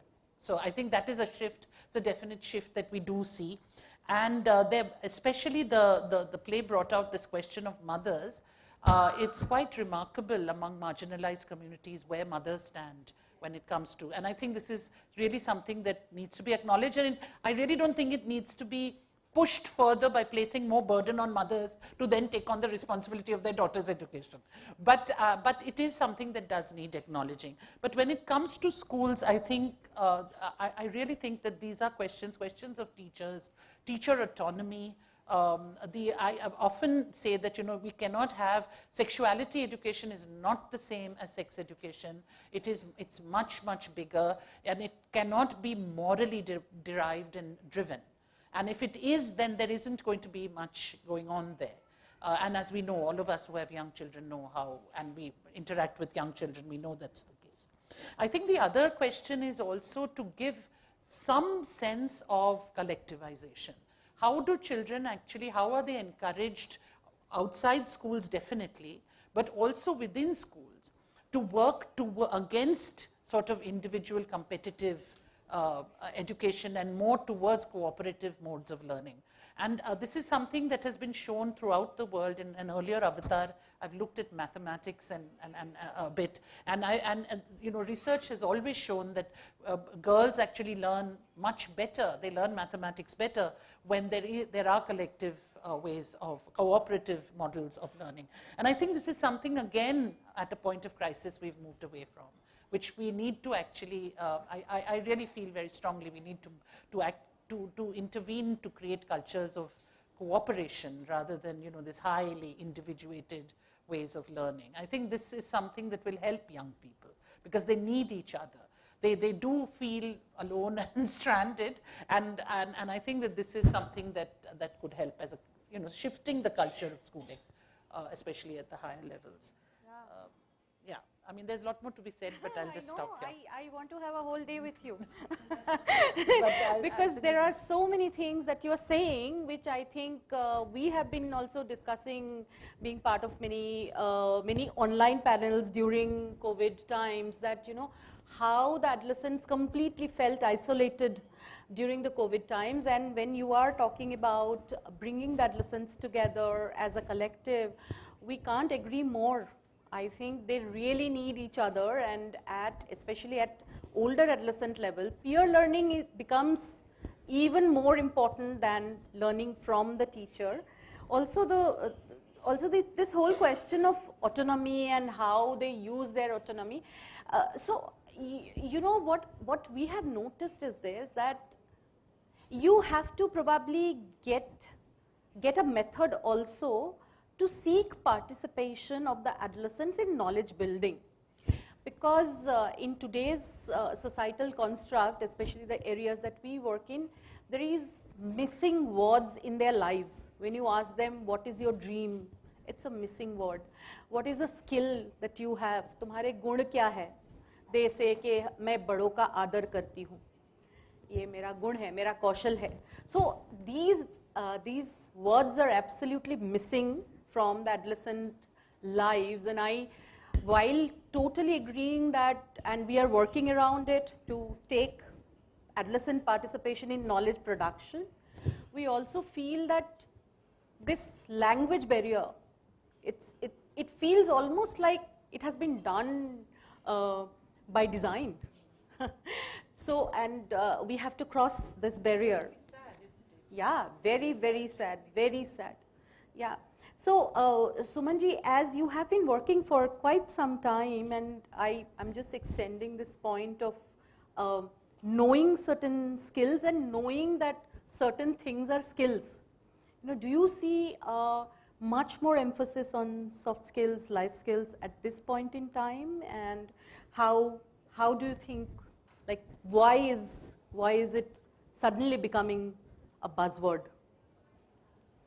I think you're absolutely right that it is becoming a buzzword in the last couple of years. And why it's important, I don't think I need to answer. We all heard Aparajita's stories about these young women. And those are very clear illustrations, I think, of why some of these skills, starting with knowing yourself and what you want, going on to, how do you make decisions, and, all of these various soft skills that are talked about. How do you communicate with others? All of these things. I think that Aparajita has illustrated beautifully with her stories. But since the topic of today's event is data for dialogue, I thought I would start with a small story. I'll be short, I promise, quick, and then sort of zoom out a little bit to a data lens on that story. So I think many of you know that as Asar Center, we do the annual Status of Education report every year. And in most years, we focus on foundational reading and maths for younger children. But there was this one year, 2017, when we did something called Beyond Basics. And we looked at the 14 to 18 age group. And we widened our lens to ask these young people about, what they were doing, what they aspire to do in the future, and other aspects of their lives, in addition to a fairly simple assessment of their ability, but not just reading and math, but applied reading and applied math. Very, very simple things. So in that year, in the field, I met a young woman who I'm going to call Rita, because that's the name by which I wrote about her in the report, in a village in Gujarat. She was alone at home with her mother when we met her. And to make a long story short, the thing about Rita was she had studied till standard 8. She had completed standard 8. But she did not want to even engage with any question that even remotely suggested, career, ambition, ability, academics. She just would not. It's not that she didn't know, or she may not have known, and she may have known, but she wouldn't even answer. Her brother, who was a year older than her, was studying in the private school down the road. And her, so we asked her, this young woman, why are you not also studying? And her mother immediately said, no, how can she study? She's a girl, she has to get married, You know this story. The point about Rita is not that she didn't know anything. It's that she didn't have the confidence to even engage with the subject. She may have been able to answer, she may not, we don't know. But even questions like, did you enjoy school? Would you like to go back to school? It's almost as though nobody had ever asked her opinion before, right? So now zooming out a bit to the Asar survey data, this was one young woman of the, I don't remember how many thousands of young women we met in that survey.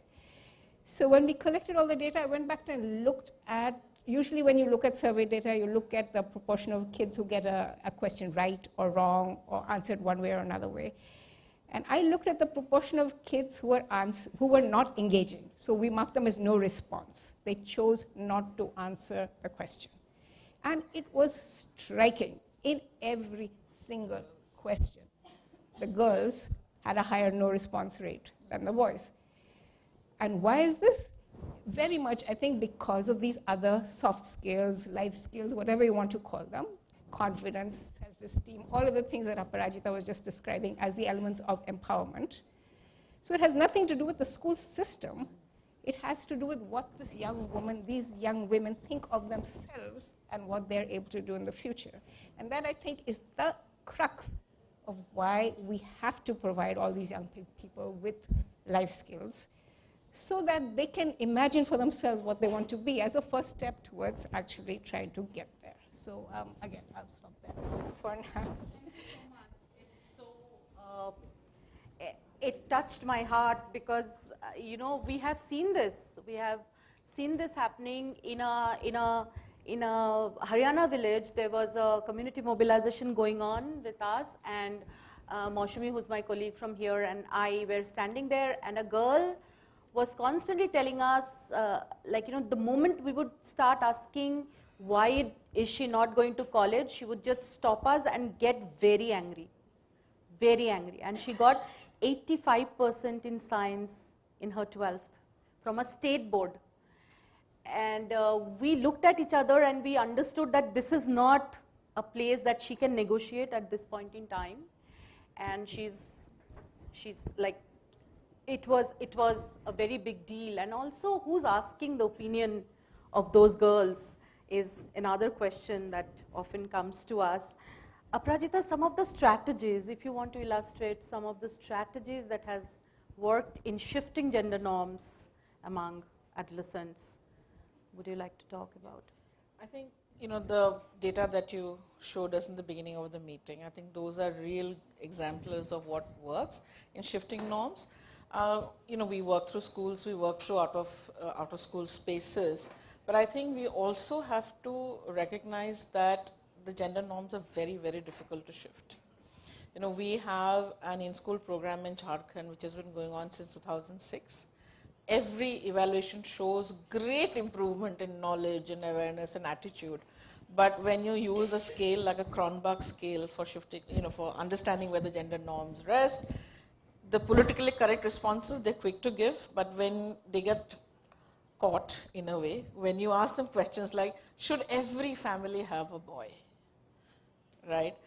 And invariably, boys, girls, older, younger, everybody says yes. So I think we also have to acknowledge that shifting gender norms is really, really hard. And if you're into it, you have to be in it for a long haul. You have to be ready to be heartbroken, to be disappointed, and you know, breaking the hearts of girls, because when they work with you, they aspire, they start dreaming. Right? Our programs are called Sapno Ki Udan and Taro Ki Toli and all of that, right? But so I think you have to recognize that, you know, that it's tough.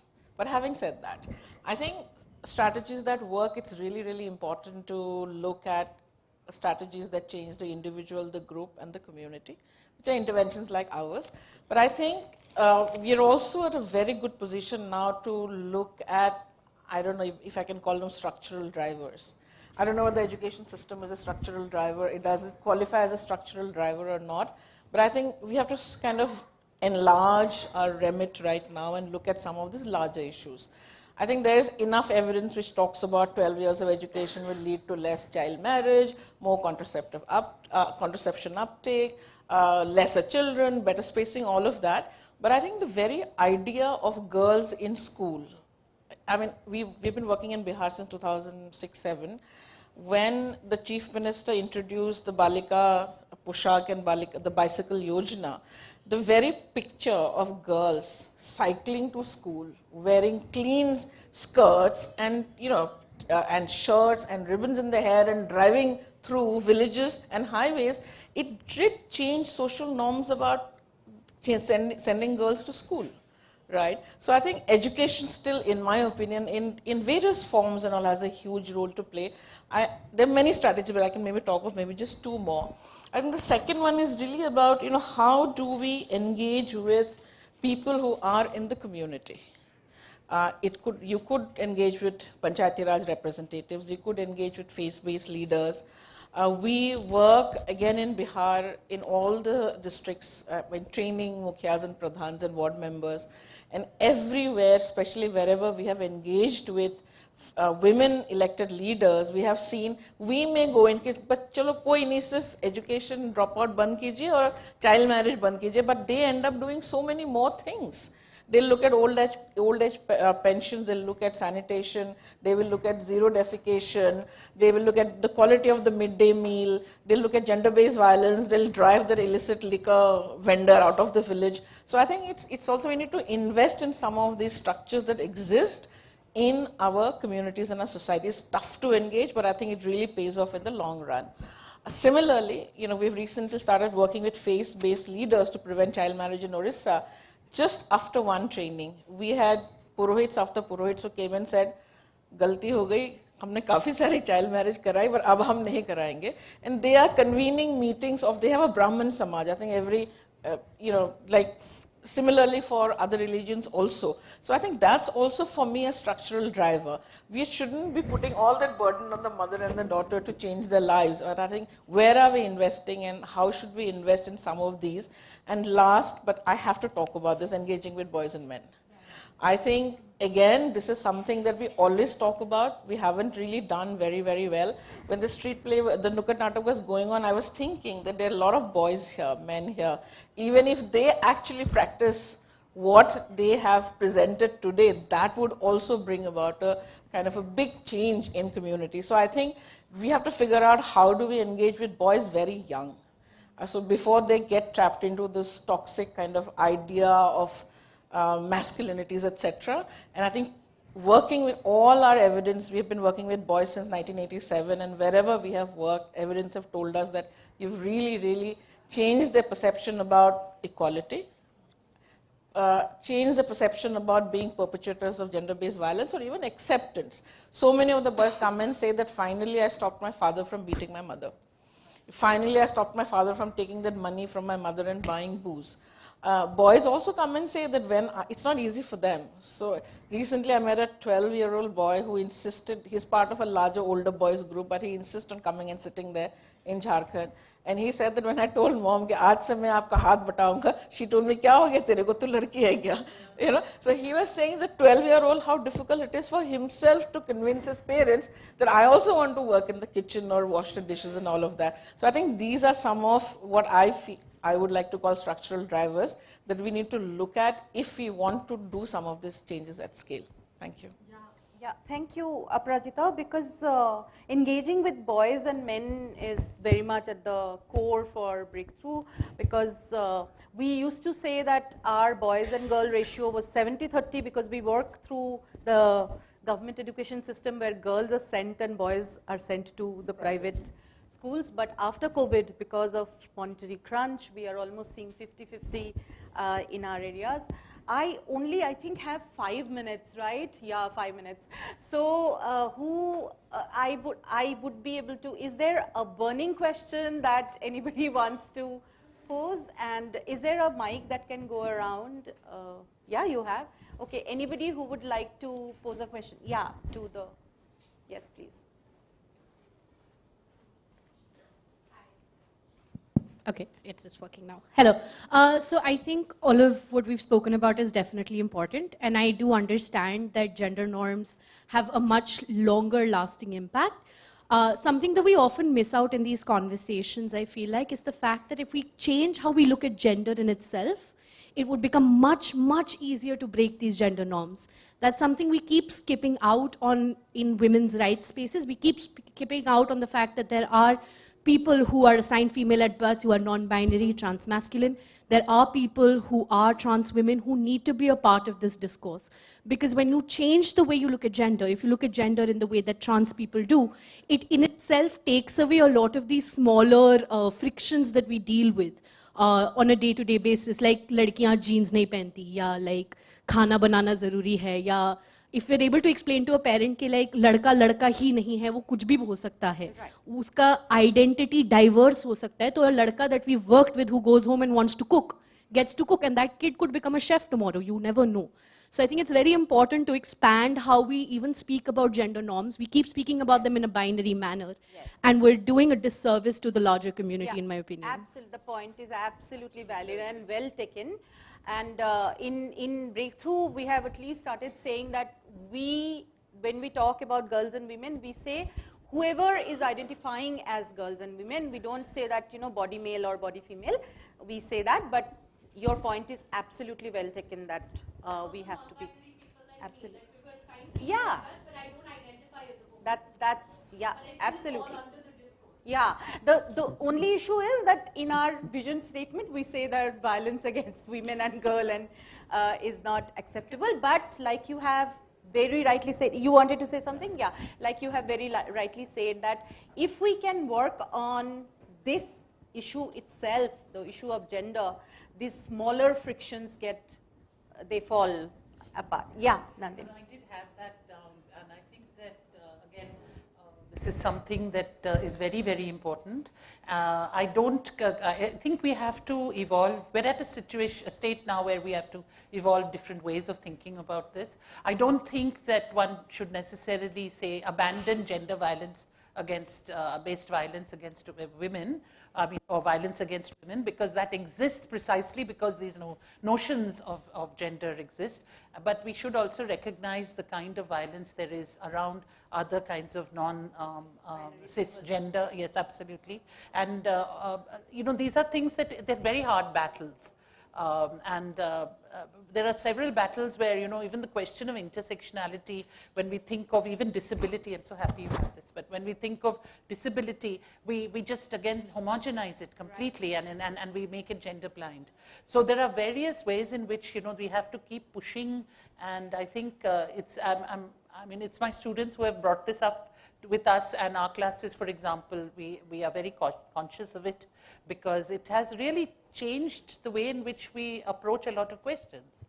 And we don't have enough work on it. We have one bit of research which has actually looked at students in schools. We don't actually have too much work, actually, because we're also so blind to questions of non-heteronormative gender, so we do need to expand it, and thanks for bringing it. Not to let go of the language of gender. No, I know.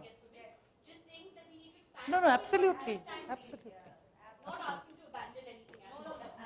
No. I'm just saying that we need to think these through. The point is very, very well taken and in the right spirit. And I think you should keep asking and keep reminding if any one of us forget any time, and we have to. Yeah. We hopefully she will also have us not forgetting this. So any other question? And yeah, please. Thank you so much for this fascinating panel. I had a quick question in terms of structural shifts, both in terms of policy and budget. And I think we didn't talk about it as much as possible. And I think, Professor Manjrekar, you briefly mentioned it when you alluded to stratification. And we are looking at the rise of liberal arts colleges. We're looking at higher education of a particular kind of quantum of money that, not just rural or peri-urban India, most middle class, lower middle class people also can't afford. So considering this situation, what kind of fresh challenges are we then looking at for adolescents? And do we, in terms of, I know it's a big ask, but as policy people who work very actively on the ground, also in terms of with policymakers, what kind of changes or what kind of ideas do you think might be feasible in case we want to work towards at least to have a conversation around this, because it doesn't seem to be happening as much. Thank you. Do you want to talk about it? She was asking you, but Aprajita. No, you go first. See, I can only say this, that you've outlined it, that you've answered yourself. But one thing is quite interesting, that recent data is showing us how the caste class composition and regional composition is so different across these institutions. Now, this is creating other kinds of questions around social interactions within these such spaces. So in public and state and central universities, it's been seen that there are generally lower caste men, and here I'm using the binary, one can break it down much more, but lower caste men and higher caste women. And when you look at liberal, when you look at the private, and private institutions are also across a huge spectrum now, right? So, but you see a different kind of caste class combination. So these are interesting new, it's all very new for us. It's just happened in the last 15 years or so, you know, even less, I mean, in the state private universities. So we have to really see how this works out. And it's clearly also, of course, as you said, it's very much a question of finances as well, and financing of such institutions. Some private institutions actually work rather precariously, and now actually all higher education is working rather precariously. And we are all facing a great deal of precarity. So these are very important questions for students.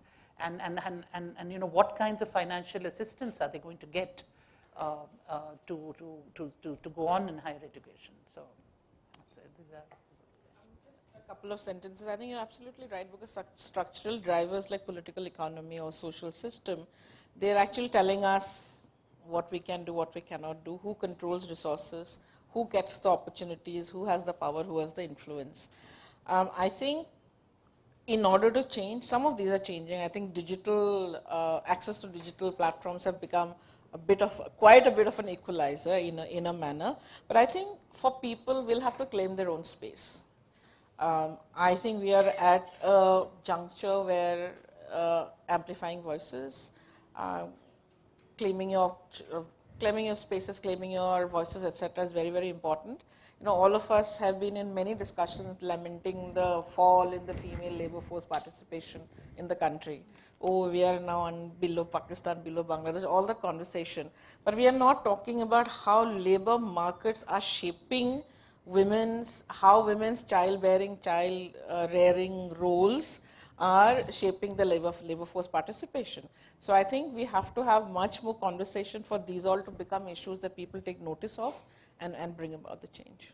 Thank you. Yeah. So on that note of claiming the space, I would conclude this panel. Thank you so much, Nandini, Sumanji, and Aparajita. Thank you for participating in bringing your great ideas. I hope that the precarious nature of the education system, as well as the civil society organizations, we will keep claiming space, and we will make it less precarious as we go forward. Thank you so much. Less binding.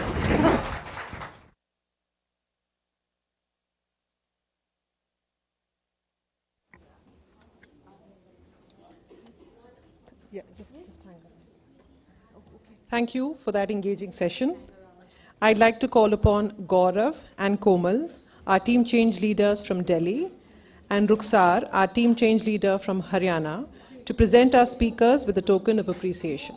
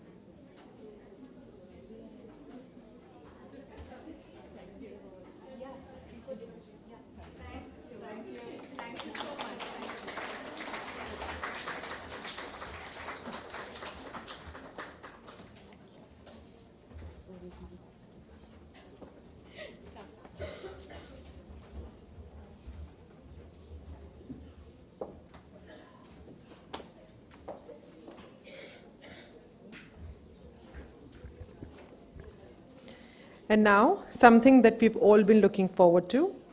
I invite Fauzia Dastango, India's first female Dastangoi performer, to present a moving rendition of feminist poetry curated from around the world. Fauzia, the floor is yours.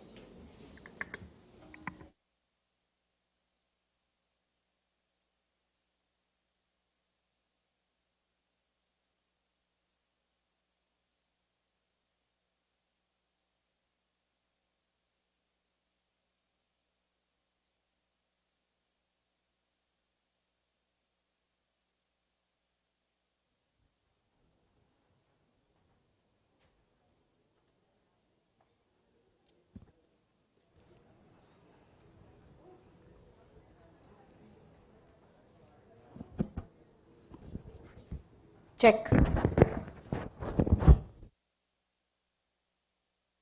ख्वातीन हजरात आदाब। तो आज के इस महफिल में मैं आपका खैर मकदम करती हूँ। मैं बहुत शुक्रगुजार हूँ ब्रेक थ्रू की कि उन्होंने आज की इस मुहिम में मुझे साथ देने का मौका दिया। तो मेरी छोटी सी कोशिश है, मैं अपने जो मैंने स्पेशली ब्रेक थ्रू के लिए क्रिएट किया उसका नाम है ओ वुमनिया। तो इसमें हम कुछ अपने शेड्स की बात करेंगे, कुछ पोइट्री के ज़रिए जो मुझे बहुत पसंद हैं। मेरी दोस्त भी हैं काफ़ी इसमें जिन्होंने लिखा है और मुझे काफ़ी पसंद है। इसमें मुझे लगता है कि मेरा उम्मीद है कि आपको ही पसंद आएगा। मैं ऑडिबल हूँ पीछे तक? हाँ। तो पहली शायरी जो मैं पढ़ने जा रही हूँ वो है मनाबी कटोच ने लिखी है। काश लॉकडाउन पहले होता, काश लॉकडाउन पहले होता, ना वो घर से निकलता ना मेरा बलात्कार होता। काश लॉकडाउन पहले होता, दुकानें सारी बंद होती, तो एसिड कहाँ से मिलता, ना मिलता ना मुझ पर फिकता। काश लॉकडाउन पहले होता, हवस के दरिंदे घर पर ही रहते तो शायद मेरा दह ही ना बिकता। काश लॉकडाउन पहले होता। लॉकडाउन हुआ तो इन सबको लगा कि अब कोई बलात्कार नहीं होगा, किसी पर एसिड फेंक कर उसका चेहरा नहीं छीना जाएगा, किसी लड़की की देह को मांस के लोथड़े की तरह नहीं बेचा जाएगा। सब डरे रहेंगे, घर में दुबके रहेंगे। ये सब अपना दर्द भूलकर अभी मुस्कुराने ही वाली थी कि किसी के चीखने की आवाज आई। रो रो कर वो कह रही थी, मत मार, जाने दे। रोज शराब पीता है और मारता है। वो चाहती है कि लॉकडाउन खत्म हो और उसके घर में बैठा दरिंदा बाहर निकल जाए, बाहर निकल जाए, बाहर निकल जाए। हाजरीन, 20,000 करोड़ बहुत बड़ा आंकड़ा है और ये कहानी बहुत ही छोटी। बहुत बहुत शुक्रिया। दूसरी नज्म मैं पढ़ने जा रही हूँ प्रतिभा कटियार। खंगालना अपने खुद को बार बार। प्यारी बेटियों, हवाओं को चूमने से चूकना नहीं, हर हराने देना अपने भीतर की नदी को। जी भर के चलना, गिरना, उठना, फिर चलना घबराने की बात नहीं है, ढब है जीने का। रास्ते नहीं होते हमेशा कहीं पहुंचने के लिए, होते हैं कभी कभी अरे भटकने के लिए भी। भटकते हुए नए रास्तों की तलाश का सुख लेना और दुनिया के बनाए सही गलत वाले खांचों पर कट्टम कट करके खिलखिलाना और जोर से हंसना।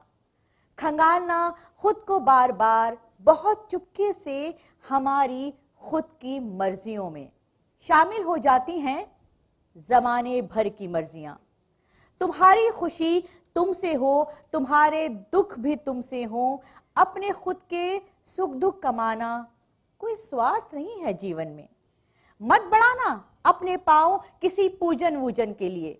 इनकार कर देना बनने से देवी और किसी को देवता बनाने से भी।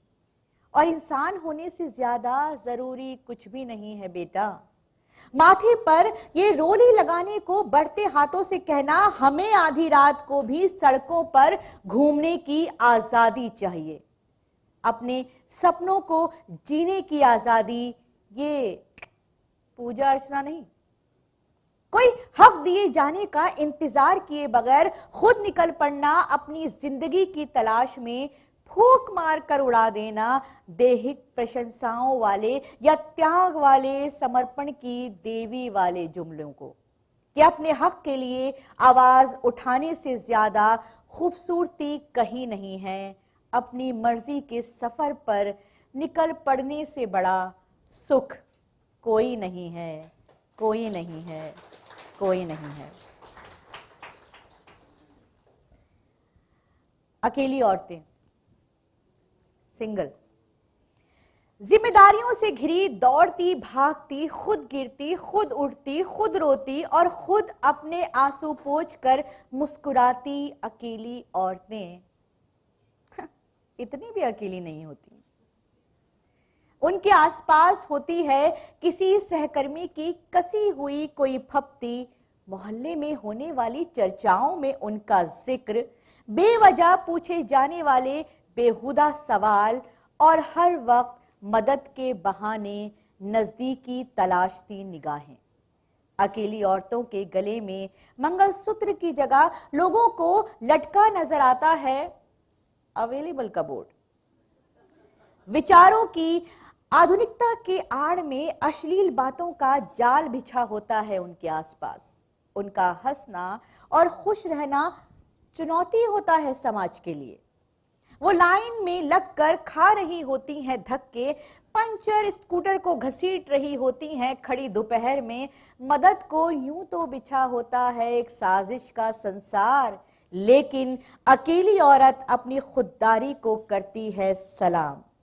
हर रोज सीखती है एक नया सबक और होती है थोड़ी सी और मजबूत। अकेली औरतें करके थूक देती हैं जमाने भर का कसेलापन।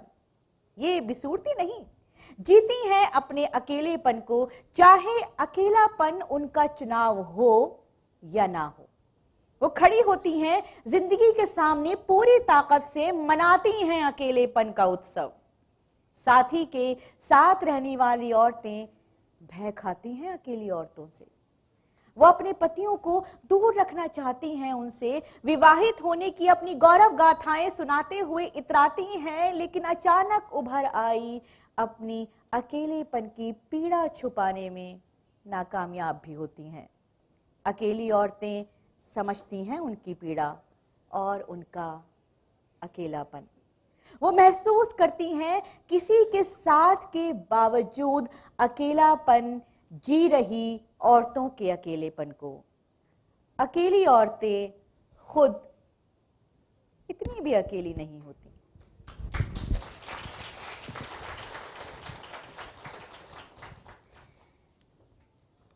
प्रतिभा कटियार की अगली नज्म, चलो कि अब हम गुनेगार ही सही। सियासत के मायने हम क्या जाने, हम तो बस गेहूं की बलियों के पकने की खुशबू को ही जानते हैं, दुनिया की सबसे प्यारी खुशबू के रूप में। क्या पता अरे कैसा होता है जंतर मंतर और कैसा होता है जनंतर। देश दुनिया की सरहदों से हमारा कोई वास्ता कैसे होता भला, अरे हम तो घर की दहलीजों से ही लिपटे हैं न जाने कब से।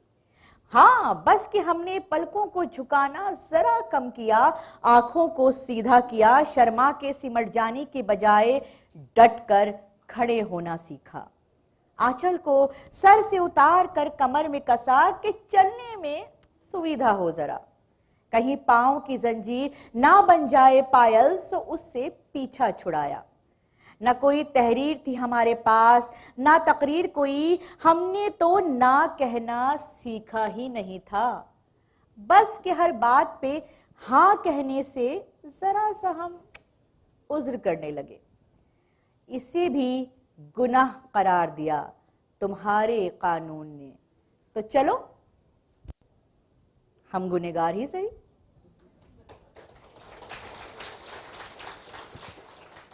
प्रतिभा कटियार की अगली नज्म, ओ अच्छी लड़कियों। ओ अच्छी लड़कियों, तुम्हारी मुस्कुराहटों में सहज देती हो दुख, ओढ़ लेती हो चुप्पी की चुनरी। जब बोलना चाहती हो दिल से तो बांध लेती हो बदकही की पाजेब। नाचती फिरती हो अपनी ही ख्वाहिशों पर और भर उठती हो संतोष से कि खुश हैं लोग तुमसे। ओ अच्छी लड़कियों, तुम अपने ही कंधे पर ढोना जानती हो अपने अरमानों की लाश। तुम्हें आते हैं हुनर अपने देह को सजाने के, निभाने आते हैं रीति रिवाज। जानती हो कि तेज चलने वाली और खुलकर हंसने वाली लड़कियों को जमाना अच्छा नहीं कहता। तुम जानती हो कि तुम्हारे अच्छे होने पर टिका है हर समाज का अच्छा होना। ओ अच्छी लड़कियों, तुम देखती हो सपने में कोई राजकुमार जो आएगा और ले जाएगा किसी महल में, जो देगा जिंदगी भर की तमाम खुशियां तुमको। संभालोगी उसका घर परिवार, उसकी खुशियों पर निसार दोगी जिंदगी। ओ अच्छी लड़कियों, तुम मुस्कुराहटों में सहज देती हो दुख, ओढ़ लेती हो चुप्पी की चुनर। जब बोलना चाहती हो दिल से तो बांध लेती हो बेतुकी बाजे। बच्चों की खिलखिलाहटों में सार्थकता होगी जीवन की, और चाह सुहागन मरने की। ओ अच्छी लड़कियों, तुम थक नहीं गई क्या अच्छे होने की सलीब ढोते ढोते? सुनो, उतार दो अपने सर से अच्छे होने का बोझ, लहराओ ना आसमान तक अपना आंचल। हंसो इतनी तेज कि धरती का कोना कोना उस हंसी में भीग जाए। उतार दो रस्मो रिवाज के जेवर और मुक्त होकर देखो संस्कारों की भारी भरकम ओढ़नी से। अपनी ख्वाहिशों को गले से लगाकर रो लो ना जी भर के। आंखों में समेट लो सारे ख्वाब जो डर से देखे नहीं तुमने अब तक। अरे ओ अच्छी लड़कियों, अब किसी का नहीं, संभालो सिर्फ अपना मान। बेलगाम नाचने दो अपनी ख्वाहिशों को और फूंक मार कर उड़ा दो सीने में पलते सदियों के पुराने दुख। पहन के देखो ना लोगों की नाराजगी का ताज एक बार, और फोड़ दो अच्छे होने का ठीकरा। अरे ओ अच्छी लड़कियों।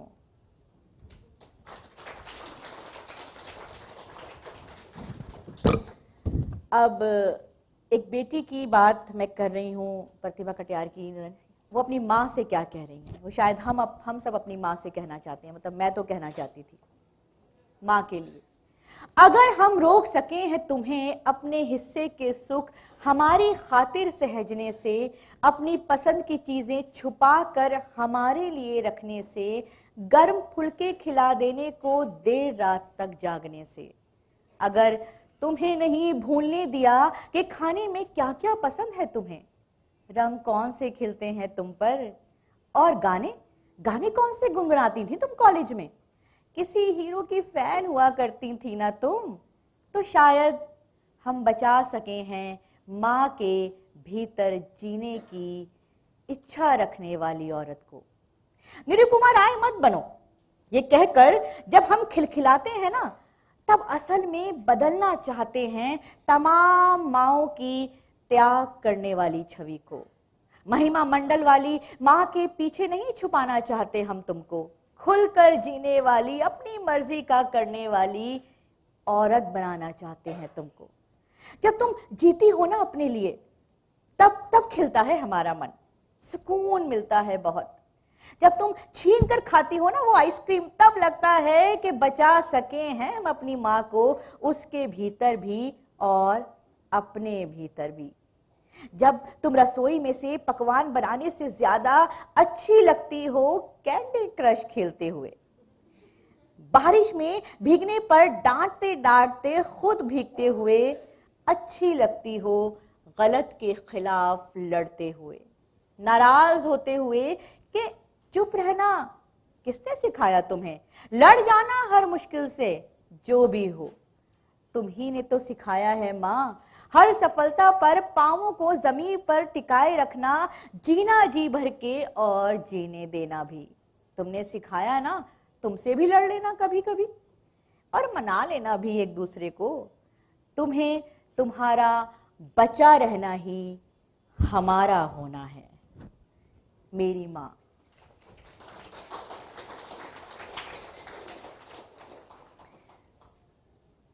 मनाबी कटोच की अगली पोइट्री मैं पढ़ने जा रही हूं। एक बार पूछकर तो देखो, क्या पता वो अपने दिल का दर्द बता दे।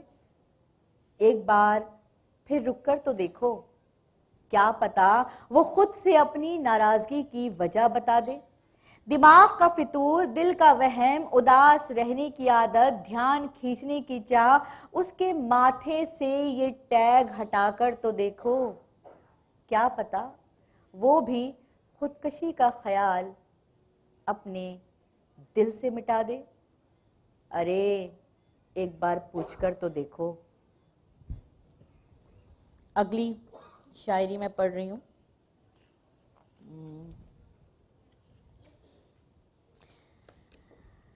जानती हूं प्यार करते हो तुम मुझसे, जानती हूं बेहद प्यार करते हो तुम मुझसे। जब लाल होती आंखों से देखते हो मेरी आंखों में, जब तुम्हारी मजबूत उंगलियां मेरे बालों के पेच में उलझती हैं, जानती हूं कितना चाहते हो मुझे जब खींचती हैं वो मेरे बाल।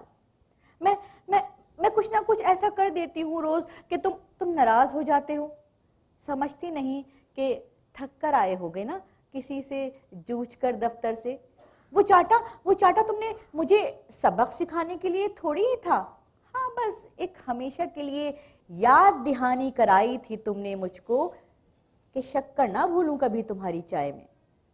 तुम्हारे जज्बात मेरे लिए असीम हैं, उतने ही गहरे जितने के वो नील जो तुम छोड़ देते हो मेरी कलाई, छाती और टांग पर। कुछ वैसे ही जैसे कोई सिग्नेचर बनाता है जायदाद की रजिस्ट्री पर।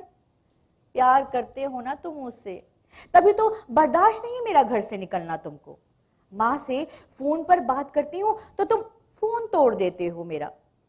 फोन का पासवर्ड नहीं ना कोई, पासवर्ड तुमसे छुपा है कोई मेरा। जब चाहते हो पढ़ते हो वो तमाम संदेशे जो आते हैं मेरे लिए। ये प्यार ही तो है ना जान, जो मजबूर करता है उस हंसी को मेरी चीख में बदलने पर जब कोई कमेंट कर देता है। जानती हूं तुम प्यार करते हो मुझसे बहुत, जो नहीं तोड़ते दिल मेरा, बात करते हो उससे मुझसे दूर कहीं जाकर। जब फोन करती है वो फेंक देते हुए खाना उठाकर, कम नमक का बहाना बनाकर, जब बाहर से खाकर आते हो। उसके घर से कोई प्रेम से बने पकवान जब अपनी माँ से शिकायत की थी तुमने कि पागल हो रही हूं मैं, तब भी छिप गए थे छत के कोने में जाकर कि कहीं सुन न लूं मैं। कितनी बार यूं ही साबित करते हो तुम कि कितना प्यार करते हो मुझसे। न जाने मैं ही क्यों डरती हूं तुम्हारे इस प्रेम दर्शाने से। हाँ, शायद तुम्हारे प्रेम के कारण मैं कुछ बावरी हो गई हूं।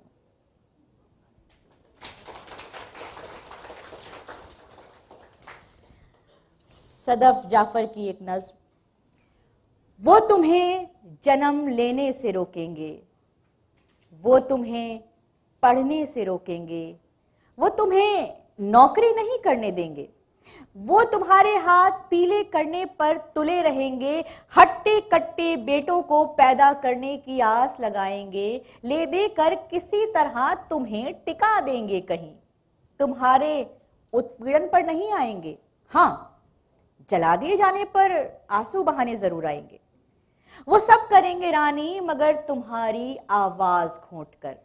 वो उसे शांत करने की पूरी पूरी कोशिश करेंगे, तब भी न जीते तो वो तुम्हारा चरित्र हनन करेंगे, बलात्कार करेंगे, चेहरे पर अपनी कुंठा का तेजाब फेंकेंगे। पर तुम ना डरना, तुम ना डरना और अपने अस्तित्व की असीमता की जंग पर, और वो हारेंगे। हाँ, तुम देखना वो जरूर हारेंगे। वो डरते हैं तुमसे, इसीलिए तो डराते हैं, सताते हैं, दबाते हैं तुमको। पर तुम आगे बढ़ती रहना, वो पीछे हटेंगे, वो पीछे हटेंगे, वो पीछे हटेंगे। अमृता प्रीतम की एक कविता। वो कहता था, वो सुनती थी, जारी था एक खेल कहने सुनने का।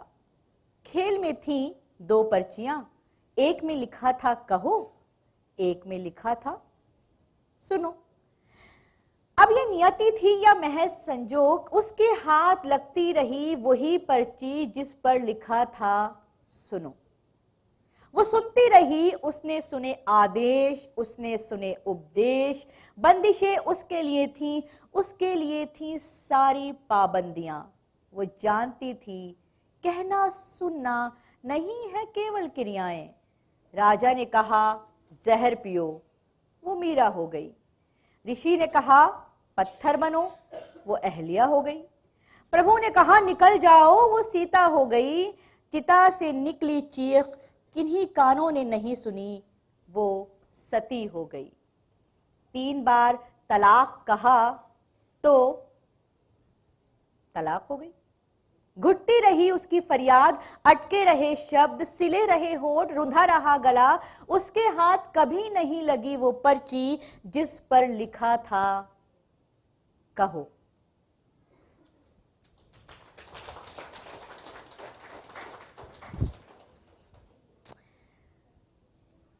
इस शाम की आखिरी पेशकश। कवि बहुत ही ध्यान से मगन स्त्री के अथक श्रम पर कविता लिख रहा है। ध्यान दीजिएगा हाजरीन। स्त्री झाड़ू लगाते हुए कवि को पैर उठाने को कहती है। कवि नाराज, तुम्हें इसी वक्त झाड़ू लगाना होता है। कवि स्त्री प्रेम पर कविता लिख रहा है, लेकिन बीच बीच में मेज पर रखा पत्नी का मोबाइल भी चेक कर रहा है। कवि मंत्रमुग्ध स्त्री के सौंदर्य पर कविता लिख रहा है, लेकिन कमरे में पत्नी के आने जाने से खींच भी रहा है। कवि तेवर के साथ स्त्री मुक्ति पर कविता लिख रहा है, लेकिन इस मुक्ति में अपनी पत्नी को शामिल नहीं कर रहा है। खैर, उसने पत्नी को कविता सुनाई। वो उसकी कविताओं की प्रथम श्रोता जो ठहरी। पत्नी ने कविता ध्यान से सुनी और फिर धीमी आवाज में बोली, कविता तो ठीक है, लेकिन इस कविता में मैं कहाँ हूं? कवि ने झल्लाते हुए कहा, ये समझने के लिए कवि वाला दिमाग चाहिए जो तुम में नहीं है, क्योंकि तुम एक औरत हो भाई। ये कहकर कवि कलफ लगे कुर्ते पजामे में कवि सम्मेलन की ओर निकल गया, स्त्री के अथक श्रम पर कविता सुनाने।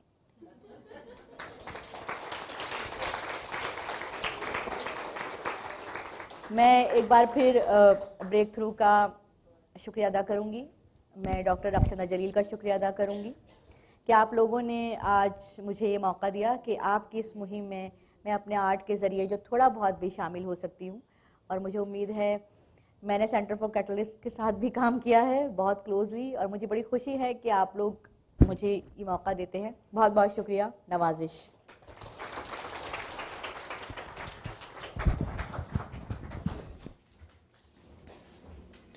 Fawzia, thank you from the bottom of our hearts for that soul-stirring experience. I'm sure we're all deeply touched and have much to reflect upon. Thank you.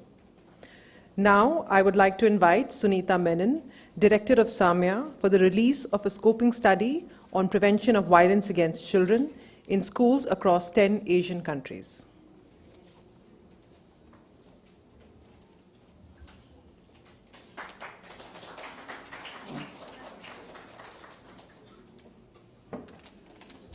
Thank you जो।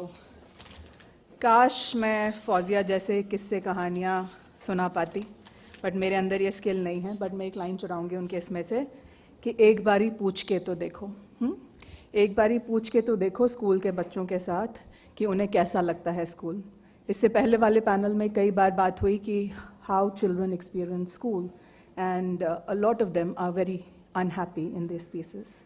Over 1 billion children worldwide experience violence, and many of them experiences in school setting. From corporal punishment to bullying to peer violence, and a lot of violence from adults within the school system. A large number of programs are already happening across the globe where people work around preventing peer violence and bullying. But the sad reality is that most of it is dominated by the global north, and there are not many programs and researches which is happening out of the global south which is represented.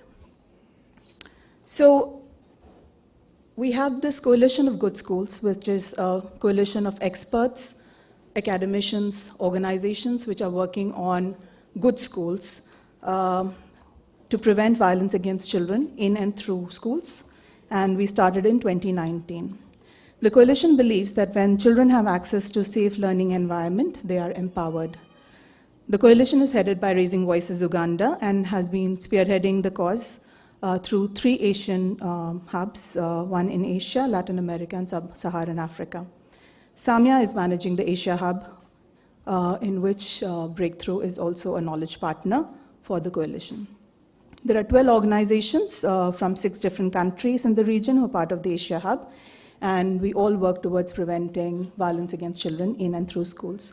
As part of our work here, we have kind of done a literature review of 10 countries, namely Cambodia, India, Indonesia, Laos, Malaysia, Nepal, Pakistan, Philippines, Thailand, and Vietnam. And in all these countries, violence against children in school is a significant problem. As part of the study, we did a mapping of various resources which are available. Most of them are, again, by organizations from the global north. We also kind of looked into child rights organization, research journals, media reports to see what is the literature available, what are the research papers available around these issues. Once the data was collected, we kind of thematically put them into various categories, which could range from physical, emotional, sexual abuse, neglect, and exploitation, which harm children's health, survival, and development and dignity needs. We have kind of selected these 10 countries based on a representative sample of the Asia study. The document review comes with a call of action.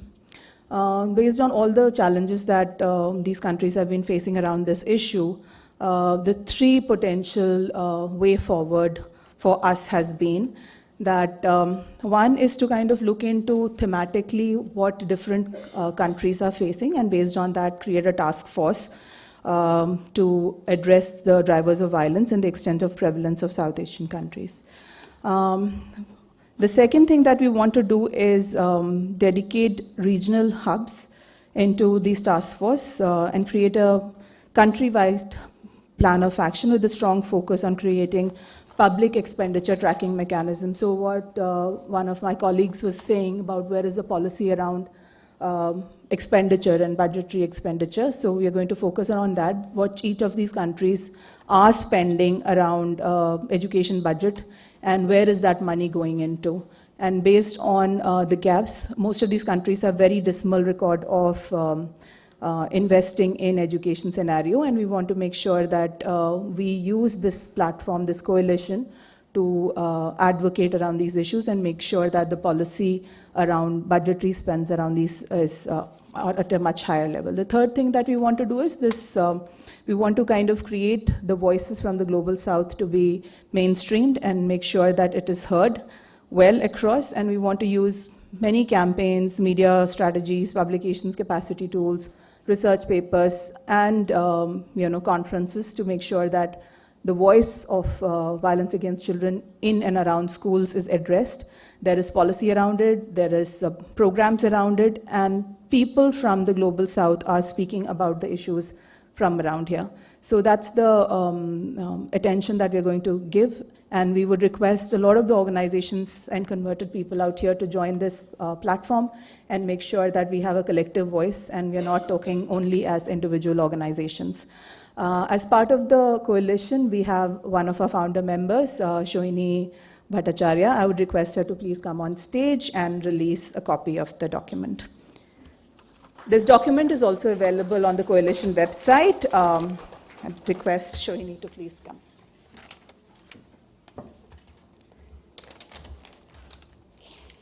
Maybe we should.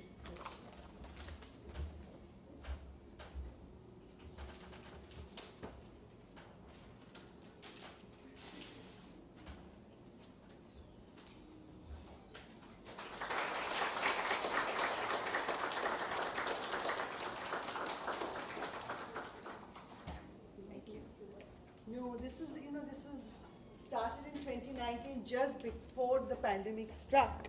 And so we couldn't do all the work that we were supposed to do, but the hubs have been formed. There's one in Latin America, there's one in Asia, and one in Sub-Saharan Africa. And How many members do we have in the Asian Hub? 12. About 12 members. from So, 6 countries. if you are interested, please write to Sunita, and we will share more information on this with you. Thank you very much. Thank you.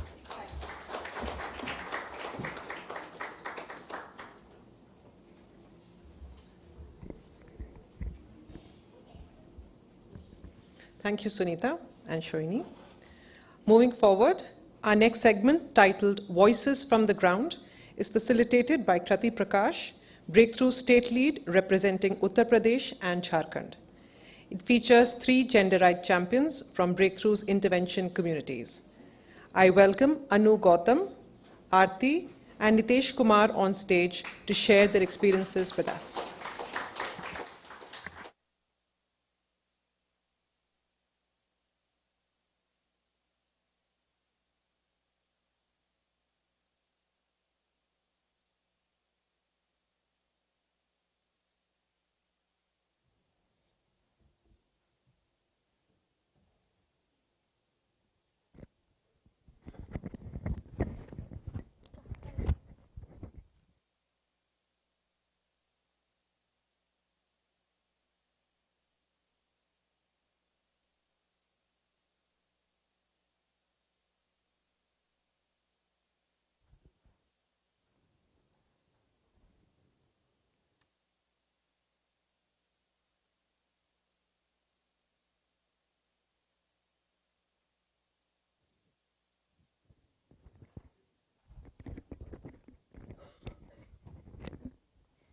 Thank you so much सभी को।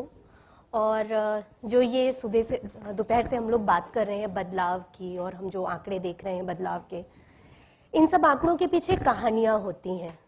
और जो अभी हम लोग सुन भी रहे थे, नज़में सुन रहे थे, और हम लोगों ने इसमें एक बात सुनी थी कि 2 तरह की पर्ची होती हैं, एक सुनो और एक कहो। तो शायद कहो वाली पर्ची अभी हमारे सामने है, और इन बदलाव के पीछे बहुत खूबसूरत कहानियाँ होती हैं और एक पूरी जर्नी होती है। तो बिना उनको सुने शायद इस कार्यक्रम का मकसद हम पूरा नहीं कर पाएंगे।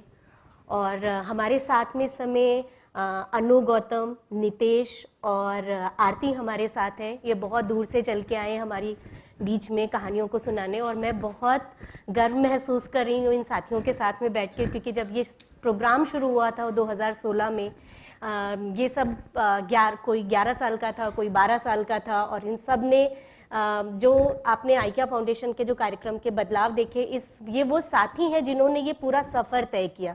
जो हम बदलाव के बारे में सोच रहे थे, ये सोच रहे थे कि 4 साल काम करेंगे, 5 साल काम करेंगे, कुछ बदलाव होगा, हम ये बदलता देखना चाहते हैं, वो ये बदलता देखना चाहते हैं, इन्होंने वो बदलाव किया है। ये वो साथी थे जिन्होंने इस कार्यक्रम को एक ऊंचाई तक पहुंचाया, एक आयाम तक लेके, ना केवल खुद की जिंदगियों में, अपने गाँवों और अपने आसपास के गाँव में भी बदलाव की बात कर रहे हैं। ये वो चेंज लीडर्स हैं जिन्होंने खुद की जिंदगियां ही नहीं, बहुत सारी और एडोलेसेंट्स की जिंदगियों को भी बदला है।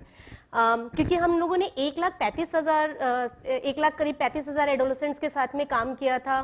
तो ये 3 वो रिप्रेजेंटेटिव हैं जो उन 1,35,000 एडोलेसेंट्स की वॉइस को यहाँ पे लेके आए हैं। तो मैं ज़्यादा वक्त नहीं लूँगी, और मैं ये चाहूँगी कि अगर हम कहानियों का दौर शुरू करें, और सबसे पहले मैं अनु के पास जाना चाहूँगी। और अनु, बहुत बहुत शुक्रिया, आप बहुत दूर से आई हैं हमारे। आप आवाज़ आएगी? हाँ, तो आप परेशान हो तो अगर अनु आप ये बताएं कि आप किस तरह से इस कार्यक्रम से जुड़ी और किस तरह का सफ़र रहा आपका ये पूरा। हाँ, हेलो, हाँ बोलो।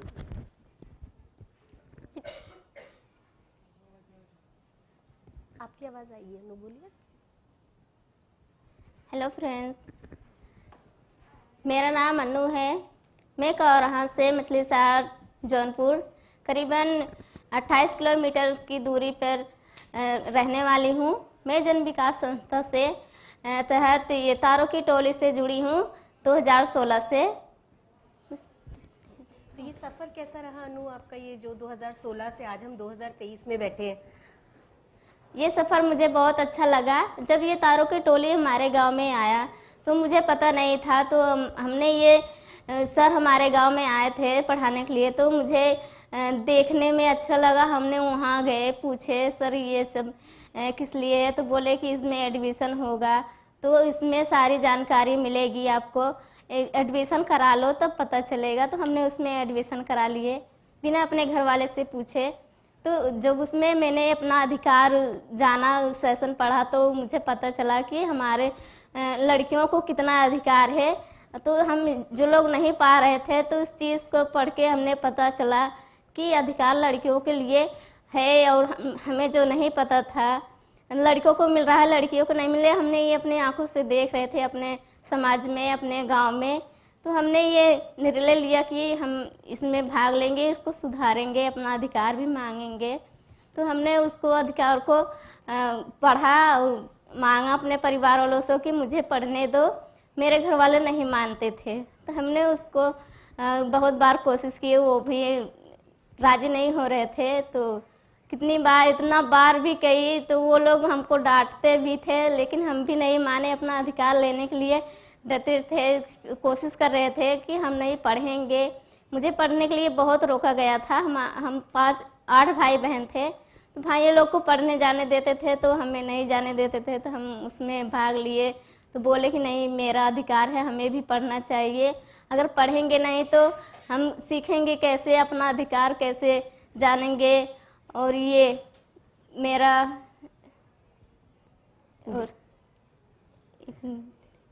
और मेरा ये सपना कैसे पूरा हो गया, अगर नहीं पता चलेगा मुझे तो कैसे हम जानेंगे। तो उस बात को अपने घर वालों को बताया कि देखो ये मेरा अधिकार है, हमें पढ़ना चाहिए, बाहर आना जाना चाहिए, लोगों से बातचीत करने के लिए अधिकार होना चाहिए, जो कि ये सब मुझे नहीं मिल रहा था। तो इस तारों को टोले में हमने पढ़ा तो लोगों से बात भी करने लगे, इसके लिए बहुत बातें उठी, चर्चा होने लगा कि ये लड़की है, लड़के की गोल में जाके बैठी है बीच में, ये कैसी लड़की है। बहुत तरह की बातें होने लगी और सारे लड़कियों को हमारे यहाँ हमारे साथ आने जाने के लिए मना भी कर रहे थे। तो हमने बोला कि मना मत कीजिए, हमारा अधिकार है, हम इसको लेके ही रहेंगे, आप लोग क्यों रोक रहे हो मुझे। तो बोले कि नहीं, ये लड़कियों का अधिकार नहीं है, लड़कियों का अधिकार ये है खाली खाना बनाए, चूल्हा चौका करें। हमने बोला कि नहीं, हमको ये अधिकार है, और पढ़ने का भी तो अधिकार है, बाहर आने जाने का तो भी अधिकार है, और ये लड़कों से बातचीत भी करने का, खेलने कूदने के लिए भी तो अधिकार है, हमको भी ये मिलना चाहिए। और ये तो इतना बात हो गया तो घर वाले नाराज़ हो गए थे। तो हमने मनाया, मनाने के बाद कोशिश किए वहाँ पर और लड़कियों को अपने साथ जोड़ने के लिए। तो हमने जोड़े, उसमें जोड़ने के बाद जो लड़कियों को, अपने सखियों को उसमें अपने साथ रखी थी, तो उसके घर वाले भी बहुत बातें कर रहे थे, हमारे बीच में रख रहे थे कि इसके साथ मत जाओ, वो लड़की ठीक नहीं है, लड़कों से बात करती है और बाहर आती जाती है, घूमती है, इसका चाल सवर अच्छा नहीं है। मैंने बोला कि ये सब हमें हमारे अंदर ये सब जो सोच है सब लोगों के लिए बुरी दिख रहा है, तो हमें ये सही लगा कि नहीं, हम अपना अधिकार मांग रहे हैं तो हम गलत है तो गलती ही सही। अपने अधिकार के लिए अगर हम अधिकार मांगते हैं तो उस लोगों को ये गलत लगता है, लेकिन हम ये नहीं माने। हमने बोला कि चलो ठीक है, हमें गलती ठहराया जा रहा तो हम गलती ही सही, लेकिन ये मेरा अधिकार है, हम इसको मानेंगे और अपना अधिकार पाके ही रहेंगे, रुकेंगे नहीं, ये काम जारी रखेंगे। तो ऐसी ही बात थी हमारे साथ। तो ये सब बात होने के बाद हमने सोचा कि अगर पढ़ेंगे नहीं तो हमारी शादी जल्दी हो जाएगी। शादी जब जल्दी हो जाएगी तो हमने अपनी जिम्मेदारी नहीं संभाल पाएंगे। ये सब बात हमने सोचा कि शादी की जल्दी क्या है। तो उसमें हमने बोला कि अगर हम शादी जल्दी कर लेंगे तो जिम्मेदारी बहुत हो जाएगी, जिस चीज़ को पता नहीं है उसको हम कैसे आगे चल के पार करेंगे ये सब। तो बोले कि नहीं, हमें अभी नहीं शादी करना है, हम जब अपने पैर पे खड़े हो जाएंगे तो हम अपना मनपसंद लड़के को, जैसे हमारी मर्जी होगी हम उसको ऐसे ही अपना अधिकार लोगों के सामने अपना पूरा करेंगे। तो बोल रहे, हमने बोला कि मेरे घर वाले सवाल जवाब उठाने लगे कि नहीं, अब इसकी शादी कर दो, ये अब नहीं पढ़ाएंगे। तो हमने ये जो तारों की टोली में पढ़ रहे थे, तो मैं 12 साल की थी, तो हमने आगे चल के रोक टोक लगा दिया कि आगे नहीं पढ़ना है, आप शादी कर रही है। मैंने बोला कि अभी हमने देखा ही क्या है, अभी हमारी दुनिया तो अभी अपनी दुनिया को तो पहचाने भी नहीं है, हम अभी नहीं शादी करेंगे। ऐसी बात थी हमारे साथ। तो हमने ये सब बात सीखी, जब अपना अधिकार पाया तो हमने इंटर किए। जब इंटर किए हैं तो इंटर करने के बाद हमने अपना इंटर करने के बाद तो मैंने अपना काम एक सिलाई करने लगी। सिलाई करते समय पढ़ाई भी करी, ये काम जारी रखी थी। तारों की टोली में सारे बच्चों को पढ़ाती थी भी, और जो भेदभाव था उसको भी हमने दूर कर दिए लोगों से बात करने के बाद। नहीं मानते थे तो हम लोग रैली निकाले थे कि लड़कियों को अधिकार मिलना चाहिए। तो ऐसी बात थी हमारे साथ। तो हमने शादी के लिए अपने लिए एक लड़की चुने, हम दोनों चुने थे। बहुत अच्छा, हमने लड़की चुने अपने लिए। अभी हमने शादी नहीं की है, अभी वो भी सिलाई कर रहे हैं, हम भी कर रहे हैं। तो वो अभी यहीं पर दिल्ली में है। तो हम जब शादी करेंगे तो हम भी यहाँ पर दिल्ली में बहुत जल्द आ जाएंगे।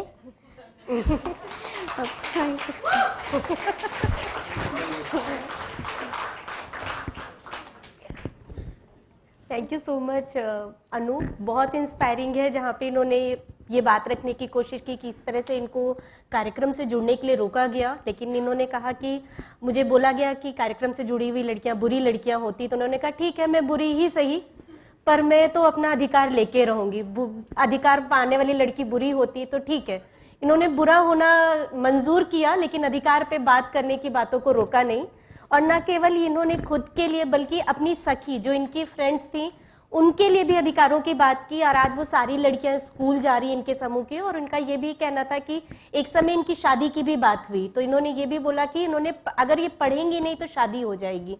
तो इन्होंने अपनी पढ़ाई को जारी रखा और इन्होंने ये भी तय किया कि ये शादी करेंगी तो अपने चुनाव के लड़के के साथ में शादी करेंगी।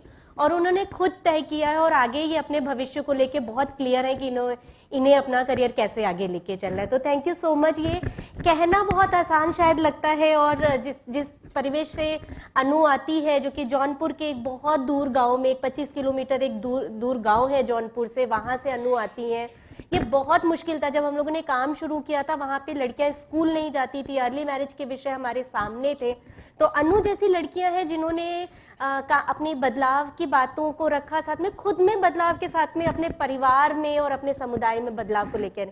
तो बहुत बहुत शुक्रिया अनु, ये कहानी हमारे साथ साझा करने के लिए। मैं कुछ और सवालों के साथ आपके पास फिर आऊँगी। तो मैं अभी नितेश की तरफ चलना चाहूँगी। नितेश, अगर अपने सफ़र के बारे में आप बताएं कि आपका जुड़ाव ब्रेक थ्रू के साथ कैसा रहा और किस तरह का सफ़र आपका रहा। जी बिल्कुल दीदी। हेलो एवरीवन, मेरा नाम नितेश है। हम गोसाईगंज ब्लॉक के कपेरा गांव में रहते हैं, जो कि लखनऊ जिले से करीब 35 किलोमीटर की दूरी पर पड़ता है। तो मेरी कहानी शुरू होती है 2017 से। जब हम पहली बार ब्रेक थ्रू के साथ जुड़े तो हमारे गाँव में एक भैया आए हुए थे जो सेशन कर रहे थे लड़कियों के साथ। तो मुझे थोड़ा सा पहले लगा, लेकिन मुझे बातें अच्छी लगी, तो हम पास में गए और बातों को सुना। जहाँ बातें चल रही थी कि हाँ लड़कियों को भी वो मौके मिलने चाहिए जो लड़कों को मिलते हैं, तो बातें मुझे बेहद अच्छी लगी थी। मैंने सोचा कि हम जो है आगे भी सारी चीज़ें सीखेंगे। तो एक सेशन हुआ किसका काम किसका नाम, जिसमें हमने सीखा कि लड़कों की वो सारे काम करने चाहिए जो महिलाएं करती हैं, क्योंकि जो समाज ने बना रखा है कि घर के काम, जो घर के बाहर के काम है वो पुरुष करेंगे, घर के अंदर के काम महिलाएं करेंगे। तो ये सब जब मैंने सुना तो मैंने भी डिसाइड किया कि हाँ ये काम क्यों ना हम ही से शुरुआत करें इसकी। तो मैंने ही डिसाइड किया कि घर से शुरू करेंगे अपने। तो जब घर से शुरू किया, कोई भी जर्नी आप लोगों को पता है कि मतलब इतनी आसान नहीं होती, उसमें कुछ चुनौतियां भी आई। तो चुनौतियों का सामना इस प्रकार से किया कि हाँ जो लोग कह रहे हैं ताने मारे, उनसे हम बातचीत भी करेंगे। तो बातचीत के साथ साथ उन कामों को नहीं छोड़ा जो जिनके लिए हमें ताने पड़ रहे थे। तो ताने भी मिल रहे थे, हम बातचीत भी कर रहे थे। तो हमने डिसाइड कर लिया था एक दिन को अपनी बात से कि ये काम भी हमारे ही है, अपना मान के करना चाहिए घर के काम। ये नहीं कि काम मम्मी के सहयोग की भावना से नहीं, अपना मान के काम करेंगे। तो इस बात को एग्री करवाने के लिए हम काम भी करते रहे, उनसे बातचीत भी करते रहे। तो एक समय वो था 2017, एक आज का दौर है, मतलब 2023 चल रहा। तो आज जो सारे काम वो भी खुद अपना मान के करते हैं, जो गाँव के लड़के हैं, दोस्त हैं, वो अपना मान करते। बेहद खुशी होती है कि जिन कामों की शुरुआत हमने की वो काम खुद अपना रहे हैं आज। मेरी कहानी यहीं पर नहीं खत्म हो रही है। बीच में एक और समस्या थी हमारे गांव की लड़कियों की शिक्षा को लेकर, क्योंकि जो रूरल एरिया में स्कूल होते हैं 8वीं तक तो गांव में मिल जाते हैं गवर्नमेंट स्कूल, लेकिन इससे आगे पढ़ने के लिए समथिंग करीब 10 किलोमीटर के अंदर में कोई स्कूल नहीं इंटर के लिए पढ़ने जाने। तो जब दूर पढ़ने जाना होता है तो माँ बाप भी ये सोचते हैं कि लड़कियों के मामले में थोड़ा पिछड़ जाते हैं। लड़कों के मामले में क्या होता है, हाँ लड़का चला जाएगा, तो लड़कियों की पढ़ाई अक्सर वहीं से छूट जाती है। तो जब हम ये देख रहे थे कि हम लोग तो खैर बाहर जा रहे हैं लेकिन लड़कियों की पढ़ाई छूट रही है, तो ये भी डिसाइड किया अपने ग्रुप के साथ मिलकर कि हम इसके लिए बातचीत करेंगे। उनके फैमिली मेम्बर से, जो भैया दीदी चाचा चाची हैं, उनसे जब बातचीत करेंगे तो हमने बातचीत करने का सोचा अपने ग्रुप के साथ। तो कुछ लोगों से बातचीत भी की, जिसमें से कई सारे लोग तो नहीं माने, लेकिन कुछ लोग ऐसे भी थे जो हमारी बातों से सहमत हुए, मान गए। तो हमने ये कहा कि आप हमारे साथ भेज सकते हैं, हमारे साथ और भी लोग जाते हैं। अगर रही बात सुरक्षा की तो उसका कुछ हम मैनेज कर लेंगे, देख लेंगे, हमारे साथ चले जाएंगे, आएंगे भी जाएंगे, तो इससे आपको कोई समस्या नहीं होगी। तो जब ये सब सुना उन लोगों ने, था मान गए। खैर तो पहली सफलता तो यहीं से मिली, कुछ एडमिशन हुए तो और खुशी हुई कि हाँ अब तो कुछ हमारी वजह से एडमिशन हो रहे हैं। तो जब ये शुरुआत हुई तो हमने सोचा चलो अभी तो इस शुरुआत में इतना हुआ तो आगे और होगा। तो धीरे धीरे करके सफलता मिली। आज मतलब 6 सालों के लंबे समय बाद आज मैक्सिमम लड़कियां जो हमारे गांव की बाहर पढ़ने जा रही है, वो भी बिना डर के, घर वाले भी भेजते कि हाँ अब लड़कियां संभाल सकती है अपने आप को, कोई डर नहीं है। तो अच्छा लगता है कि जहाँ लड़कियां की पढ़ाई 8वीं के बाद छूट जाती थी, वो आज पढ़ रही है हमारे साथ। यहाँ पढ़ ही नहीं रही बल्कि इंटर के बाद कुछ कोर्स भी कर रहे हैं, डिप्लोमा कर रहे हैं, कुछ तो नर्सिंग भी कर रहे हैं। तो ये सारी चीज़ें भी अच्छी लग रही हैं। तो उसी समय एक कोविड का दौर आया कि जहाँ जैसे ही हमारे गाँव में बदलाव की एक कहानी चेन बनी ही थी कि कोविड आ गया, जिससे आप सब लोग वाकिफ हैं। तो कोविड में ब्रेक थ्रू टीम का पूरा आना वहाँ पे बंद हो गया, तो जिससे मतलब बदलाव की शुरुआत हुई। लेकिन तो इससे हम लोगों ने डिसाइड किया कि भाई अब कैसे इस काम को आगे बढ़ाया जाए, क्योंकि बदलाव तो शुरू ही हुआ था, रुक गया बीच में, क्योंकि बदलाव के लिए तो लंबा समय चाहिए। तो हमने भैया से कांटेक्ट किया, मनीष सर हैं यहाँ पर, मनीष सर से मतलब कांटेक्ट हुआ, दुर्गेश भैया से कांटेक्ट हुआ कि जिनके द्वारा हमें ट्रेनिंग से मिली कि हम लोग कैसे बातचीत कर सकते हैं। तो इस बातचीत के लिए तो हमको ट्रेनिंग से मिली कि कैसे बातचीत कर सकते। उस समय एक सबसे बड़ी और समस्या थी, क्योंकि लॉकडाउन का समय था, गांव में कुछ लोग राशन कार्ड कर चुके थे, क्योंकि मजदूर वाली हालत है वहाँ पर अधिकतर लोग। तो खाने की सबसे बड़ी समस्या, तो जिनके राशन कार्ड कट गए उसमें हम लोगों ने हेल्प की। हैंड वॉश के लिए जो हैंडमेड मास्क थे उसके लिए भी बनाने की तकनीक के बारे में बताया। तो ये सारी चीज़ें जो है बना, लोग बहुत खुश हुए कि हमारा जो मतलब बातचीत थी प्रधान से, PRI मेंबर से, आशा बहू, आंगनबाड़ी, इन सबसे जो है बातचीत हुई। लेकिन उसी दौर पे बातचीत के दौरान कुछ अपने दोस्तों के साथ भी इस मुद्दे पे बातचीत चलती रही कि जो है लड़कियों के लिए एक ऐसा सेफ स्पेस तैयार करना जिससे उनकी झिझक दूर हो और वो भी खुल के बाहर निकल सके, खुल के दुकान पे आ सकें, जो भी उनके जरूरत के सामान है वो ले सकें। क्योंकि एक हेजिटेशन सी होती है लड़कियों को कि जहाँ 4 लड़के खड़े हैं वहाँ पर जाने में समस्या होती है। तो इसके लिए भी अपने दोस्तों से बातचीत करना, एक ग्रुप बना के बातचीत करना, क्योंकि उनको एक ऐसा माहौल दें कि लड़कियां भी अपने आप को सरल महसूस कर सकें। तो अपने ग्रुप के साथ इन सारे मुद्दों को लेकर बातचीत की और उसी समय एक हमारा प्रोग्राम आया था, कैंपेन चला था दखल अंदाजी जरूरी। तो लॉकडाउन में ही घरों के अंदर थोड़ी हिंसाएं कितना बढ़ गई थी क्योंकि सब लोग फैमिली मेंबर एक साथ रहने लगे थे, तो डांट सब सारी चीज़ें होने लगी थी। तो इसी दखल अंदाजी जरूरी कैंपेन के तहत ही हमने जो सीखा, तो वो सारी चीज़ें उन मुद्दों को लेकर उसी माध्यम से बातचीत की। तो इससे भी हिंसाओं को रोकने में भी बिल्कुल बहुत अच्छा लगा, हिंसाओं को भी रोक पाए। Thank you so much, thank you so much Nitesh. Nitesh हमारे बहुत ही सबसे एक्टिव मेंबर है हमारे समूह के, और इन्होंने बहुत बेहतरीन तरीके से ना केवल अपने गांव, अपने आसपास के गांव में भी काम किया। खास तौर पे इनका ये मुद्दा है कि किस तरह से हाउस होल्ड चोर्स पे पार्टिसिपेशन की जो हम बात करते हैं वो सहयोग की भूमिका में ना हो, किस तरह से वो जिम्मेदारी के साथ, इक्वल पार्टिसिपेशंस के साथ में किया जाए, इनका जोर रहता है। और ख़ास तौर पे लड़कों के साथ इनकी पूरी बातचीत जो अपने पीयर्स ग्रुप्स हैं उनके साथ में, कि इस तरह का वातावरण बनाया जाए कि एक सहज माहौल बनाया जा सके हम अपने साथियों के बीच में, ताकि जिस तरह के जो दुकानों में जाने में असहजता होती है लड़कियों को, या रास्तों में निकलने की असहजता केवल एक ग्रुप की वजह से होती, चाहे वो ग्रुप कुछ कर रहा हो या ना कर रहा हो। तो इस तरह के इश्यूज पे नितेश ने पहल की, और नितेश आज एक बहुत ही एक्टिव मेंबर के रूप में हमारे तारों की टोली में है, और इन्होंने एज अ उज्ज्वल तारा शुरू किया था, फिर हमारे साथ एज अ रोशन तारा थे और हमारे TCL हैं अब ये, और ये आने वाले समय में ब्रेक थ्रू के साथ अभी और लंबा साथ चलने की इनकी पूरी तैयारी है। तो वेरी कॉन्ग्रेचुलेशंस नितेश। मेरे साथ में एक और हमारे साथी हैं आरती। आरती, अगर आप भी अपने सफ़र के बारे में हम सबके साथ साझा करें कि आपका सफ़र कैसा रहा ब्रेक थ्रू और इस कार्यक्रम के साथ में। थैंक यू सभी को, नमस्कार मुझे, और थैंक यू कि मेरी इस जर्नी को यहाँ पे प्रेजेंट करने के लिए आप सभी ने मुझे मौका दिया। तो ये मेरी खुद की कहानी है। कहानी एक नदी की तरह होती है जिसमें कई फूल और कई पहाड़ जैसे चैलेंजेस आते हैं, और तो मेरी भी कहानी कुछ ऐसे ही शुरू होती है। जब मैं 2016 में जब ब्रेक थ्रू मेरे गाँव में आया था, जब पहली बार मनीष मेरे गाँव में आए थे ब्रेक थ्रू के का प्रोग्राम लेकर, तो मेरी उम्र मैक्सिमम 12 साल की थी।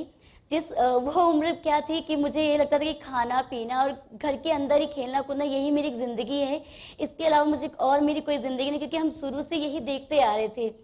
तो जैसे कि ब्रेक थ्रू मेरे गांव में कार्यक्रम शुरू हुआ, तो मैं उसमें पार्टिसिपेट करने लगी, सेशन को करवाना, लोगों के साथ ग्रुप में बनना, अपना खुद का ग्रुप मैंने लड़कियों अपने साथ, अपने दोस्तों को मैं ज़रूर हमेशा से लेकर के अभी तक मैं लेकर चलती आई हूँ।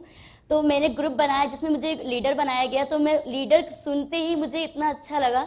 बट जब सेशंस होते थे तो उसमें मुझे पता चला कि एक लड़की और लड़कों को इतनी दूर कर दिया गया जिसमें बराबरी नहीं होती थी। वो मुझे वहाँ पे जानने को मिला कि हाँ, लड़कियाँ सच में बहुत पीछे हैं, और हम सिर्फ एक इंसान हैं, ना कि कोई जेंडर है कि लड़कियाँ पीछे चलेंगी और लड़के आगे चलेंगी। तो यही सीखें हमें मिली, जिससे कि अपने ग्रुप को भी बताते गए। सबसे पहले अपनी फैमिली कुछ भी सीखती थी अपनी फैमिली में ज़रूर बताती थी, क्योंकि खुद को चेंज करना, अपनी फैमिली को चेंज करना बहुत ज़रूरी होता है। तो और मैं अपने बच्चों से भी बोलती थी ग्रुप के साथ कि आप लोग भी अपने परिवार में ज़रूर बताएं, अपने घरों में जो भी सीख के जाएं। तो इस तरीके से मैं हर एक प्रोग्राम में, हर एक ब्रेक थ्रू के ट्रेनिंग्स में जाती गई, सीखती गई, बाहर जाने का मुझे मौके मिलते गए। पहले ये होता था कि मुझे बोलना बिल्कुल भी नहीं आता था, लोगों के सामने मैं बात बिल्कुल नहीं कर पाती थी। बट ब्रेक थ्रू में ये हुआ कि मुझे इसमें खुल के बोलने के मौके दिए गए, ना तो कोई रोकने का टोक और ना तो कोई डर था, मैं कुछ भी बोल सकती, बस मुझे बोलना सिखाया गया। तो मैं अपनी बातों को अपने सहज तरीके से इसमें रख पाई और मुझे बोलना आया। आज मैं आप लोग के सामने इतनी भीड़ के सामने बोल पा रही हूँ, ये सब ब्रेक थ्रू की देन है। और मेरे गांव में सबसे पहले तो मैं खुद बताती हूँ, यही चेंजेस लाना कि मेरे गांव में बाल विवाह बहुत होते थे और एजुकेशन बहुत पीछे था लड़कियों की। वो इसलिए था क्योंकि लड़कियां जब पढ़ने नहीं जाती थी तो जाहिर है कि उनकी शादी कर दी जाती थी। तो बाल विवाह होता था क्या, मुझे ये भी नहीं पता था। मुझे लगा ये सब सिमिलर है क्योंकि मम्मी की भी हुई है, दीदी की भी हुई है, चाची की, तो मेरी भी हो जाएगी। बट जैसे मुझे ब्रेक थ्रू में इन चीज़ों के बारे में ट्रेनिंग मिली कि कम उम्र की लड़कियों के साथ शादी होती है तो क्या होता है, कितनी परेशानियां होती हैं, ये मुझे खुद एहसास हुआ।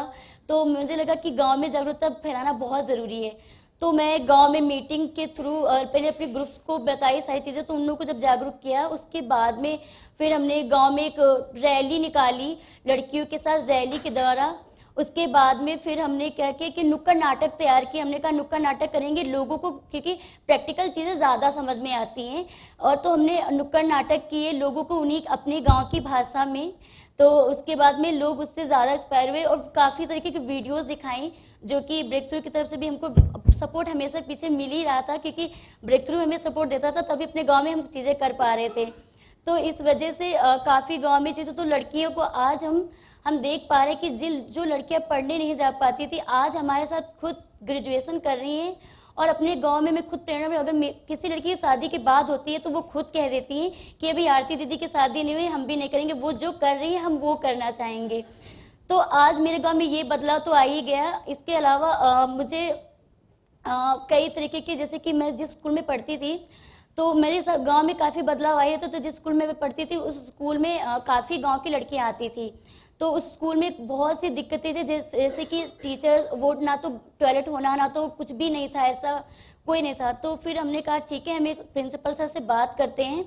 और उसके बाद में हमने अपनी मैम से बात की, ब्रेक थ्रू से बात की कि मैम हमारी कॉलेज की लड़कियों को बहुत दिक्कतें होती हैं, तो इसके लिए हम क्या गए। तो इन्होंने एक मीटिंग रखी जिसमें DIG मैम लोग और डॉक्टर्स लोग और ब्लॉक के प्रमुख जितने भी अधिकारी से सभी लोग आए, ब्रेक थ्रू की टीम आई, जिसमें लड़कियों ने अपनी समस्याओं को रखा, वहाँ पे कई तरह की एक्टिविटीज़ की, तो मुझे अच्छा लगा कि लड़कियाँ अपनी बात को रख पा रही थी। तो आज ब्रेक थ्रू के जरिए उस स्कूल में एक अच्छा सा टॉयलेट का उद्घाटन हुआ, जो कि भी 15 अक्टूबर को ही मैम ने किया था उसका उद्घाटन। तो उस स्कूल में काफ़ी सुविधाएं आ गई, जैसे कि पानी की टंकियाँ हो गई हैं। तो मेरे गांव से लेकर के मैंने स्कूल तक ये बदलाव किया। उसमें फिर कोविड आ गया। जिस टाइम पे कोविड आया तो हम लोग की पढ़ाई पे बहुत लॉस हो रहा, पढ़ाई पे बहुत फर्क आ रहा था, जिससे हम लोग पढ़ नहीं पा रहे थे। तो स्कूल के स्टाफ ने मिलकर हम सभी ग्रुप की लड़कियों को एक फ़ोन प्रोवाइड किया ताकि हम सभी एजुकेशन अपनी ऑनलाइन शुरू रखें। तो बहुत अच्छा लगा कि हमें पहली बार स्टाफ की तरफ से हम लोग को फ़ोन मिला था पढ़ने के लिए गिफ्ट में। तो और फिर मेरा ब्रेक थ्रू के ज़रिए एक वीडियो भी इस पर एक स्क्रैपी न्यूज़ था, जिसमें हम लोग की वीडियोस बनी थी। तो मुझे बहुत अच्छा लगा था। हमारे बीच में चैलेंजेस भी बहुत आए, और अभी मैं अपना खर्चा खुद, जैसे कि होता है कि अलग अलग प्रोजेक्ट्स के ज़रिए मैं अपनी फ़ीस और जो भी कुछ चीज़ें होती है, तो मैं अलग अलग काम करके अपने पैरों पे थोड़ा बहुत खड़ी हूँ ताकि मैं अपनी फ़ीस भर पाती हूँ। तो मेरे पापा लोग को भी बहुत अच्छा लगता है कि मेरी बच्ची इतनी आगे बढ़ पा रही है। मैं अपनी फैमिली से पहली लड़की हूँ जो कि इतनी ग्रेजुएशन पे कर रही हूँ, और मैं पढ़ाई भी कर रही हूँ, अपना खुद का खर्चा उठाती हूँ, और बाहर निकली हूँ, पहली लड़की हूँ। और मेरी सबसे बड़ी बात ये है कि मैं देखती थी कि हम लोग जिस स्कूल जहाँ पे पढ़ने जाते थे अपने गांव से, मैं लखनऊ में मेरा एक ब्लॉक है गोसाईगंज, उस गोसाईगंज ब्लॉक से मेरा अंदर 15 किलोमीटर मेरा सिंगटा गांव है। तो अपने सिंगटा गांव से हम ब्लॉक के लिए जाते थे, हम सभी लड़कियां 15 किलोमीटर पढ़ने के लिए। तो उसके बाद हम ये देखे कि हम पैदल से, साइकिल से आए, और साइकिल से मैं कभी सपने में नहीं सोची कि मैं ट्रेन में बैठूंगी, और मैं प्लेन से दिल्ली आई, वो भी आप लोग के सामने। तो अपने घर से मैं पहली लड़की हूँ जो प्लेन से अपने गांव से पहली लड़की हूँ जो बाहर निकल के यहाँ दिल्ली तक पहुँची हूँ। So thank you Breakthrough and everyone. कि मैं फैमिली को भी थैंक यू जाएगा, उसका सिर्फ ब्रेक थ्रू, क्योंकि फैमिली का सपोर्ट नहीं होता तो शायद हम यहाँ तक ना आते। तो मैं यहाँ पे पहुंची हूँ। हाँ, तो आरती थैंक यू सो मच, क्योंकि मुझे बहुत और भी बातें हम लोगों को करनी है, और मुझे पता है आरती के साथ काम किया है काफ़ी, तो आरती को चुप कराना भी हम लोग के लिए भी बहुत मुश्किल होता है। तो पर आरती, मैं एक लास्ट सवाल, क्योंकि हमारे पास समय बहुत कम है, तो मैं चाहूँगी कि सभी लोग ने, अगर कोई ये बता पाए कि खासतौर पर आरती की कभी कोई ऐसी मुश्किल आई जब आप बहुत घबराई हो और डर लगा हो, और आपने उसको सक्सेस में भी बदला, ऐसा कभी कोई दौर आया आप तीनों के बीच में कोई? यस मैम, जैसे कि होता है कि हम बताने में बहुत आसान है कि मेरी स्टोरी ये किया, ये हो गई, लेकिन देखा जाए तो सन 2016 से लेकर के आज तक काफ़ी 7 साल का सफ़र रहा। तो उसमें चैलेंजेस भी बहुत बड़े आए, जिसमें एक सबसे बड़ी दिक्कत, मुसीबत मेरे ही ऊपर आई थी। मेरे साथ हुआ यूँ था कि मेरी 2018 की एक शादी थी, जिसमें एक मेरी फ़ोटो जैसे कि स्टेज पे खिंचवाया जाता है, तो मैंने एक ऐसे स्टेज पे खिंचवाई थी। तो अभी अगस्त की बात है कि मेरी एक फ़ोटो किसी अननोन लड़के के साथ ऐड होकर के फेसबुक पे स्टोरी लग गई, जिससे मैं बहुत डिस्टर्ब हुई कि मुझे समझ में भी नहीं आया मैं क्या करूं, मेरे बिल्कुल भी समझ में नहीं आ रहा था। तो फिर मैंने काफ़ी ट्राई किया। तो मैं रात में अपनी ब्रेक थ्रू की एक मैम है जो हिना मिस हैं, जो कि हमारे गांव में आती रहती है, उनसे काफ़ी, तो इस तरीके से उनसे मैं घुली मिली थी कि एक मैं अपनी मम्मी की जैसे नहीं कहूँ, तो मैं उनसे सारी चीज़ें कहती हूँ। तो मैंने उनसे जब बताया तो उन्होंने कहा कि बेटा आप सबको बताते हो कि अगर कुछ ऐसा होता है तो 1090 पे कॉल करो, चाइल्ड के लिए 1098 पे करो। इतना डिस्टर्ब थी कि मैं सबको बताती थी, मुझे खुद समझ में नहीं आ रहा था। तो मैंने वही किया, 1090 पे जब मैंने कॉल की तो उन्होंने मुझसे स्क्रीनशॉट या वगैरह जो भी चीज़ें थी तो मुझसे मंगवाई। जो भी इस पर कार्यवाही हुई तो 1-2 महीने तक तो खैर वो नहीं हुआ कुछ भी, तो मुझे लगा शायद वो हो गया, अभी नहीं होगा। बट फिर से वो चीज़ें फिर से हुई, उसमें कुछ लोग फिर से ऐड हुए और वो चीज़ फिर से लगी, तो मुझे समझ में नहीं आया तो मैं क्या करूं। फिर मैंने मेरे पापा और मेरे भाई ने मेरा सपोर्ट वहाँ पे किया, मुझे लेकर जाकर के लोकल एरिया में जाकर के मेरी FIR दर्ज करवाई, जिसमें वो रिपोर्ट जो है कि गई जांच के लिए। तो काफ़ी जो लोग थे उन लोग को वो चीज़ खुल गई, तो उससे मुझे उस प्रॉब्लम से निकल गए हम। तो मुझे बहुत अच्छा लगा कि मेरी फैमिली में इतना बड़ा चेंजेस आता है, जहाँ लड़कियों को ऐसी चीज़ों में अंदर कर दिया जाता है या फिर शादी कर दी जाती है, लेकिन मेरा परिवार मेरे साथ खड़ा था, तो मेरे लिए सबसे बहुत अच्छी बात है। और ये सिर्फ और सिर्फ ब्रेक थ्रू के ज़रिए हो पाया है। तो मुझे लगा कि मेरी ज़िंदगी ख़त्म हो गई यहीं पे, लेकिन ऐसा नहीं हुआ। अगर ब्रेक थ्रू मेरे पीछे था, तो थैंक यू ब्रेक थ्रू। मैं जितना थैंक यू करूँ उतना ही कम है। थैंक यू हमारी तरफ से भी, मतलब ये थैंक यू का सिलसिला हम लोग की तरफ से हमेशा जारी रहता है। और क्योंकि समय बिल्कुल अब हमारे पास है नहीं, हम बिल्कुल लास्ट उसमें हैं, तो मुझे लग रहा है कि एक लास्ट मैसेज अगर मैं आप तीनों से, हाँ मुझे पता है आरती को बोलना है, तो लास्ट एक की मैसेज अगर आप सबको यहाँ पे कोई आप लोग कहना चाहें, क्योंकि मुझे पता है जर्नी बात करेंगे तो पूरा समय, मतलब एक कहानी को सुनने के लिए और भी समय चाहिए, पर समय की बाध्यता की वजह से हमें, तो कोई भी लास्ट मैसेज आप तीनों में से कोई तीनों। हम तीनों छोटा छोटा एक बोल देंगे। हाँ ठीक है। तो मैं कहना चाहती हूँ कि जैसे कि लोग कहते हैं कि औरत ही औरत की दुश्मन होती है, मैं इस चीज़ को बिल्कुल भी नहीं मानती, ये बिल्कुल गलत है। एक औरत ही औरत की सबसे अच्छी दोस्त होती है, क्योंकि जब भी किसी औरत को कोई मुसीबत होती है तो उसके साथ एक औरत ही खड़ी होती है। तो यहाँ पर आए उस तमाम महिलाओं से कहना कि अगर किसी औरत को कोई भी तकलीफ होती है तो उसका सपोर्ट करें। Thank you. एक चीज़ और, मैं जब मेरी पहली ट्रेनिंग हुई थी कॉमिक्स वर्कशॉप में, जब मैं बहुत छोटी थी, तो मेरी कॉमिक नहीं बन पा रही थी, तो मैं बहुत रो रही थी कि मेरी कॉमिक नहीं बन पा रही थी। तो मिस यहाँ पे मैम है जो कि कृति मैम है, तो इन्होंने कहा था कि आरती कोशिश करो, हो सकता हो कल तुम मेरी जगह पे हो। तो मुझे लग रहा है कि वो दौर 2016 का था, तो मुझे लग रहा है कि मैं मैम की जगह ले पाऊंगी। थैंक यू सो मच आरती। बिल्कुल मुझे वो बात आपने याद दिलाई, मुझे एकदम से याद आ गई। ज़रूर आप इस जगह पे बैठोगे और आप भी ऐसे ही कन्वर्सेशंस कर रहे होगे अपने आने वाले साथियों के साथ में। नितेश अगर आप। हम भी एक मैसेज देना चाहेंगे सभी को, जो भी है यहाँ पर पुरुष साथी हमारे भाई बहन हैं, भाई हैं यहाँ पर, उनको यही मैसेज देना चाहेंगे कि जो घर के काम होते हैं, जिनको बोला जाता है महिलाओं के काम है, दीदी भैया के काम है, दीदी के काम है, उनको उन कामों को सहयोग की भावना से न करके जिम्मेदारी के साथ करें। यकीन मानिए बहुत अच्छा लगेगा। बस यही मैसेज है। मैं आप सबको चल रहा। मैं आप सबको ये संदेश देना चाहती हूँ कि लड़कियों को अपने काम करने से कोई नहीं रोक सकता है। हम अपना सिलाई कर रहे हैं, तो हम अगर अपना काम जारी रखे हैं तो हमें ससुराल में भी तो कोई दिक्कत नहीं है, किसी की ज़रूरत भी नहीं पड़ेगी। तो हम आप लोगों को यही संदेश देना चाहते हैं कि अगर औरत अपने पैरों पर खड़ी है तो ससुराल में किसी की ज़रूरत नहीं होगी, अपने खुद को अपनी जिम्मेदारी उठाएगी। और हम ये संदेश देना चाहते हैं कि जिसकी शादी हो जा रही है वो भी काम नहीं कर पा रहे हैं, तो उसके लिए ये ज़रूरी नहीं है कि काम ना करें। इसके लिए भी हम ये संदेश देना चाहते हैं कि वो काम कर सकती है और करेंगी, और ये करवाएंगे हम। तो आप तीनों को बहुत बहुत शुक्रिया। बहुत अच्छे से आपने कहानियाँ, और मुझे लग रहा है कि जितने भी लोग यहाँ पे हमारे साथी लोग बैठे हैं, आपकी कहानियों से ज़रूर कुछ ना कुछ सीख के जा रहे होंगे। और बहुत बहुत शुक्रिया, क्योंकि ये जर्नी बिना कहानियों को सुने हम शायद इसको समझ भी नहीं पाते। तो थैंक यू सो मच यहाँ तक आने के लिए, और थैंक यू सो मच मुझे भी 2017 से लेके यहाँ तक का टाइम ट्रैवल कराने के लिए अपने साथ में। आपको भी मतलब ये मौका देने के लिए यहाँ पर। नहीं, आप ही का मौका है ये। Thank you so much.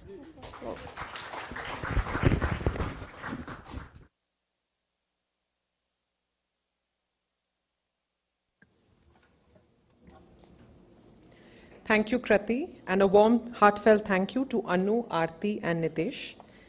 Thank you so much for telling us your stories, for inspiring us all, and for being the catalysts of radical ground-level change. Now I'd like to call upon my breakthrough colleagues, Ditipriya, Bidisha, and Venkat, to give a token of appreciation to our gender rights champions.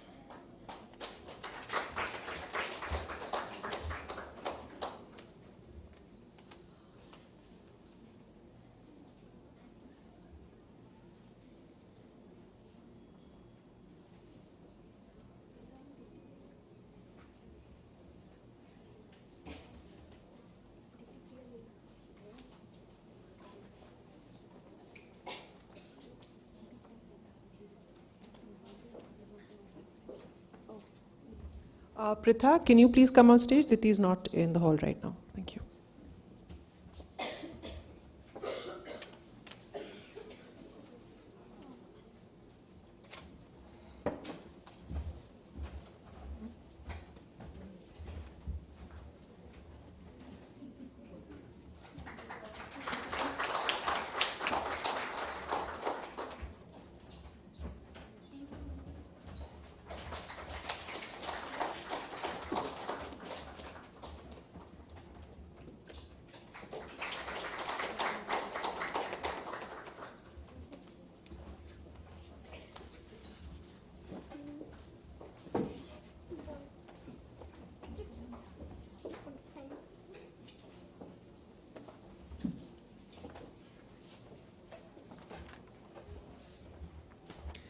Before we head into our last session, how about a quick game?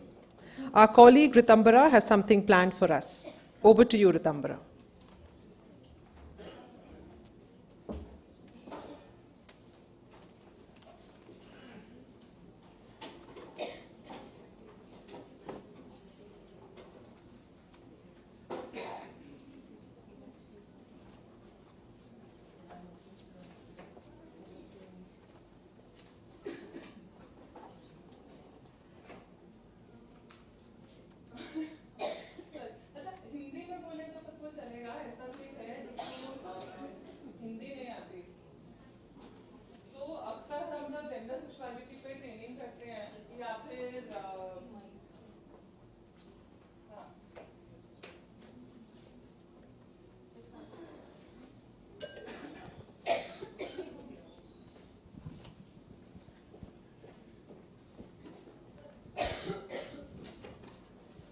या फिर जो भी लोग यहाँ पे gender पे काम करते हैं, हम अपने रिश्तेदारों को मिलते हैं या हम घर पे बताते हैं कि हम महिला हिंसा पे काम करते हैं या हम सेक्सुअल हरासमेंट पे काम करते हैं, तो अक्सर क्या सुनने में मिलता है?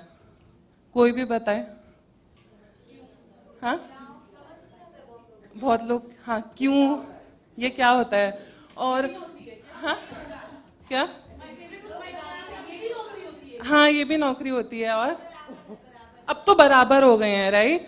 और हाँ, हाँ, धरना प्रदर्शन, घर तोड़ने वाले, इस तरह के होते हैं।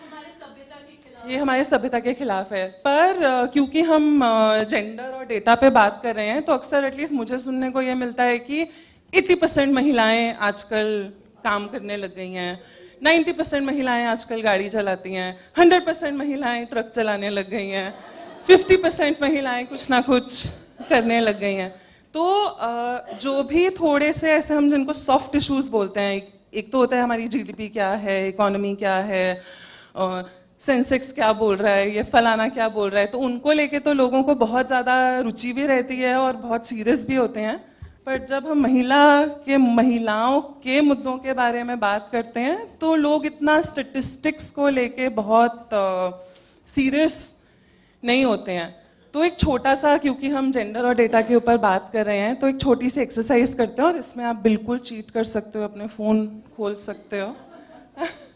तो एक छोटे से सवाल से शुरू करते हैं। आप गेस कर सकते हो कि हमारे कंट्री में सबसे ज़्यादा इंस्टेंसेस डोमेस्टिक वायलेंस के कौन से स्टेट में हैं आपके हिसाब से? हाँ, यूपी और बिहार,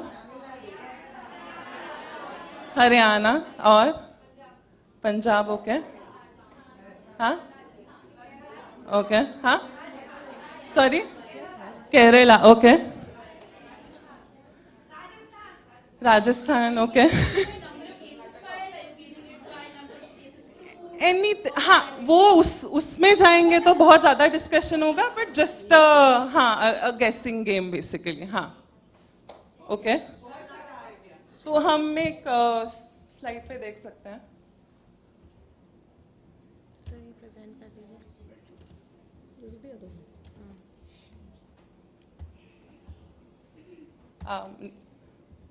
ओके, तो कर्नाटका में मैक्सिमम केसेस हैं, और हो सकता है कि रिपोर्टिंग कर्नाटका में बहुत ज़्यादा होती हो, तो एक ये फैक्टर ज़रूर है। लोवेस्ट कहाँ पे हो सकता है? हाँ, Richa, can we go to the next slide? हाँ, तो लक्षद्वीप पे अगर इतना ज़्यादा नहीं भी जाए, तो नागालैंड, हिमाचल और गोवा। तो इंटरेस्टिंगली हम काफ़ी बारी जब ट्रेनिंग के लिए जाते हैं, तो वहाँ पे अक्सर बात होती है कि जहाँ पे शराब बहुत ज़्यादा होती है, वहाँ पे घरेलू हिंसा भी बहुत ज़्यादा होती है। तो गोवा तो काफ़ी बोल सकते हैं कि वहाँ पे तो कल्चर ड्रिंकिंग का काफ़ी सारा रहता है, और बिहार एक ड्राई स्टेट है।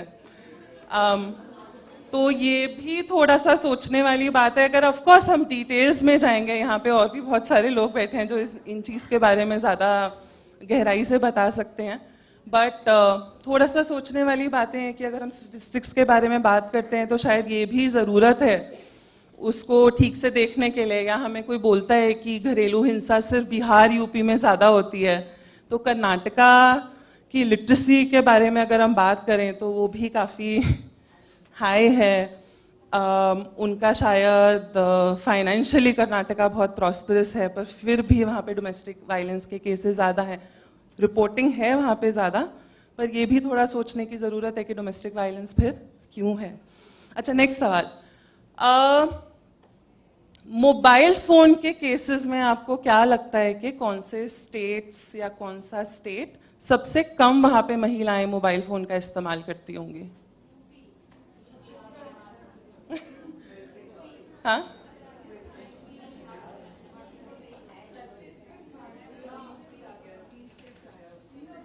अच्छा, एक स्टेट का नाम बताएं जो शायद बिल्कुल आपको सरप्राइज करेगा। Okay, fair enough, Delhi. Okay okay okay, next पे जाते हैं। नेक्स्ट, एटलीस्ट मुझे सरप्राइज करने वाला ये था गुजरात। तो गुजरात हमारा मॉडल स्टेट माना जाता है। तो ऑफ कोर्स छत्तीसगढ़ किसी ने बोला, उत्तर प्रदेश किसी ने बोला, but I think Gujarat and Andhra Pradesh were two states that were really surprising. कि होप यहाँ पे कोई है नहीं। सॉरी, हाँ, अच्छा, एक और बहुत इंटरेस्टिंग चीज़ के बारे में बात करते हैं हम यहाँ पे। फौजिया ने भी अच्छी लड़की बुरी लड़की के बारे में बात करी थी, गुनहगार औरतों के बारे में बात करी थी। तो जब मैं छोटी थी तो मुझे हमेशा बोला जाता था कि नंगे पाँव मत चलो, पैर बड़े हो जाएंगे। तो आपने भी इस तरह का कुछ सुना है क्या कभी? पैर लंबे हो जाएंगे। तो एक छोटा सा कोट देखते हैं तेलुगु फोकलोर में, इसको रहने देते हैं। जिस लड़की के पैर बड़े हो जाते हैं उसको शादी के बाद मुश्किलें आती हैं। तो ये सिर्फ तेलुगु में नहीं है, ये आपका मलावी में इस तरह का कोट है, चाइनीज में इस तरह के प्रोवर्ब्स हैं। और किसी ने इस तरह की कोई चीजें सुनी हैं क्या? सब भाषा में कुछ ना कुछ होती हैं।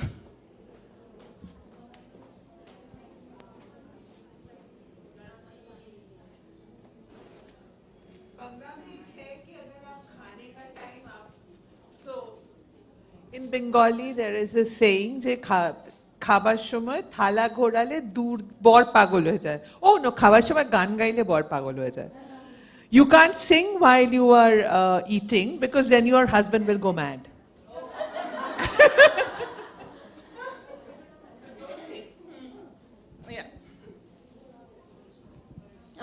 Hi, I'm from Nepal. So in Nepal, my mom used to always say, in Nepali it says like, "Tere aina naheera buro poi pauncha," which means don't look at the mirror so much, you'll find a really old man to marry.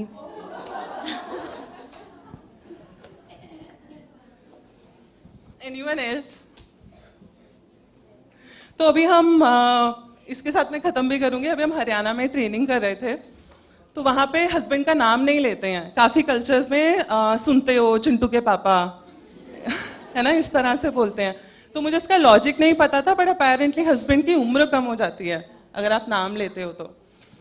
हाँ हाँ,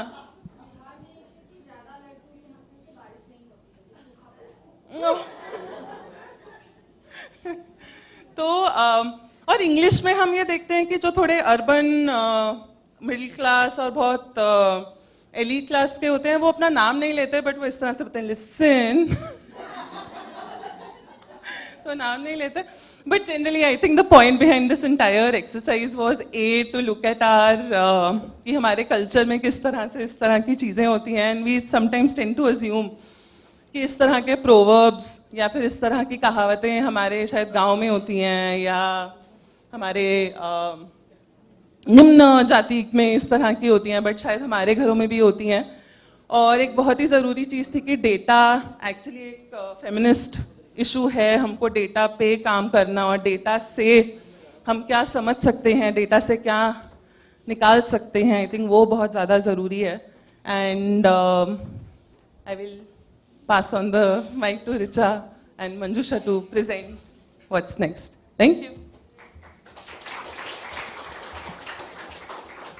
I'll just use this.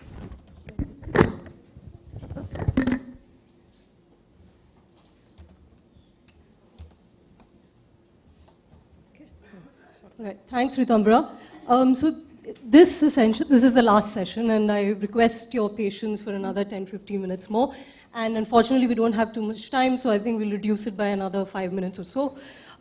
So this session, we're essentially going to look at other aspects of the ecosystem. During the panel discussion, we touched upon ideas of long-term change, structural questions of structure. Then we also thought of engaging with men's and boys. So two areas that Breakthrough has consistently worked on in terms of making change and also enabling ecosystems is the domain of pop culture, and the other one is on encouraging positive bystander action, right? And this is part of a larger socio-ecological approach. The idea is that both these elements can also encourage change, and it can be long-term and it can be sustainable. Next. So, yeah, so this is essentially a rough sketch or a map in terms of how we think of shifts and changes and the way it sort of cascades. So it starts with the person, then the family, then the community, and then of course the larger society. For the purpose of this presentation, we will be harnessing 4 key reports. So far, these are all qualitative pieces, and they've all come out of the last 2 or 3 years. 2 or 3 of them were done during the height of the pandemic as well. One is, of course, our decoding bystander behavior study. The other one is Private No More, which essentially examines social norms and perceptions, youth perceptions, undermining support systems for violence against women. Another study that is ongoing, it's called Reimagining Pop Culture. This is again part of long-standing Breakthrough's work on pop culture and imagining change in the domain of culture and content creation. And finally, we have a study which talks about youth perceptions again in Lucknow and Delhi. But for this study, we specifically engaged with participants from select RWAs in Delhi and Lucknow. Every time we start a study of this sort, we always try to understand what our participants' understanding of VAWG is, right? And we are always, no matter how much of this conversation keeps going on, we are always fascinated with some of the responses that we get. And one sort of consistent theme has always been that women are able to identify the broadness of the term. So if you look at the quote and if you read it, this is from one of our participants from Kolkata. This is from our Uber study. Violence against women is a very broad umbrella, I think. It ranges from hurling abuses to beating and all kinds of noxious acts that you can do to disrespect a woman. Anything that harms the safety of the woman, harms the respect of the woman, launches an attack on the woman, I think that is violence. Richa, could you also, yeah. And this is the second quote. I feel anything that is being done without her consent. So again, the idea of consent is also operative here. You find more women talking about consent when we ask them about VAWG, and this is usually the distinction between male and female responses, participant responses. It can be verbal, it can be physical, it can be mental, it can be of any sort that is being done without her consent, and that is violence. So, like I pointed out, most participants, particularly women, identified violence as a broad term incorporating a spectrum of abuse, including physical, mental, verbal, and sexual abuse leading to trauma. Here again, we find out that, and this is again something that came across in our Uber study, in our perception study, there is relatively less, people are less keen to talk about sexual violence, and particularly sexual violence within marriage. And this is something that all of us in this room know about, right? How difficult it is to articulate marital rape, how difficult it is to push a legislation through in this country. So, and this is something that our study also supports, that more and more participants find it very difficult to talk about financial and sexual violence particularly in the institution of marriage. And I think that's the question of marriage, the broader institution of marriage, and not just, and it also ties up to the question of aspiration, because every time when a girl says, marriage, or, every single family is geared towards marrying their daughter off, I think it's high time that we have a sustained and a more deeper engagement with the institution of marriage per se. Another recurring theme is that most participants tend to say that this doesn't happen in our homes. मतलब पड़ोस में होता है, happens in our neighbors, it's in our community, it happens in uneducated families. This is another common perception, कि uneducated people equals more cases of violence, which again, no data supports. There is also very less reflection on structural inequalities that lead to patriarchy, right? So when people talk about causes of violence, it's usually alcoholism, of course, is the highest, and you can see even from our study, this is just one example. We have lots of other data supporting the same, but 33% in Delhi and 65% in Lucknow said that alcoholism and drug are key reasons for violence within family. And just one, and this third point, women are more attentive to mental violence. Again, this is something that we have noticed, that more women are attuned to talking about conditioning and how that also influences patriarchal behavior and instances of violence. And also these sort of mental biases are not restricted to participants alone. We also find that a lot of people who are supposed to provide services, and this can be in the capacity of NGO providers. We also have a lot of NGO functionaries who also harbor a lot of these myths. We also have a lot of police personnel. And this is something that we constantly come across, where they also tell us that, poverty, drug abuse, male instinct, आदमियों का काम ही मतलब होता ही है. And anger and women themselves are reasons for VAWG, and you have a lot of police personnel and other people who are also supposed to be providing service who also harbor these sort of myths. And there are also a lot of myths around perpetrators. A lot of people think that both men and women seem to think that perpetrators of GBV in the community are usually an outsider. Now, who's an outsider? This person is usually a delinquent of some sort. He's an alcoholic. The person is a drug addict. Is a migrant, not from the immediate surroundings. So these are some of the usual myths around who the perpetrator is. Another thing that has been consistent through most of our study is a lack of faith in the system. And this also ties up to the previous observation that I pointed out in terms of how those who are supposed to provide protection, those who are supposed to provide help to survivors of violence, themselves act as arbitrators, themselves act as perpetrators. In these cases, we've noticed that a lot of the survivors tend to go to their mothers, in a lot of cases, their fathers, or community elders. And a lot of the times, it's community, like older men who have a lot of say within the community. And they tend to have a lot of influence in the way the incident is handled within the community. This is a very interesting and very powerful quote from our Uber study, which speaks to the reluctance of engaging with the police. Police are the most, I don't know what else word to use, but incapable of solving domestic violence. They're bribed and then they take off. Bhama, of course, these are all pseudonyms. We have changed their names.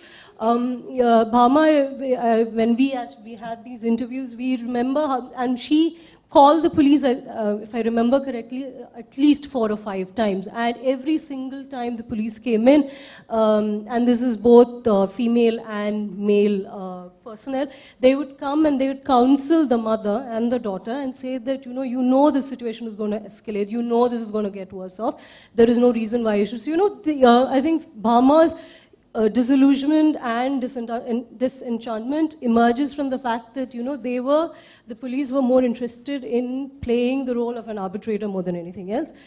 And it's, and there's a there's another quote in the brochure which also speaks to another aspect of the system. This is of the police, but this is also apathy of the larger system, where there is a incident of a child sexual survivor. It's a 3-year-old child, and the kind of apathy that she has to deal with in terms of going to the hospital, the kind of hospital personnel, the way they deal with these survivors, that's also a different kind of system.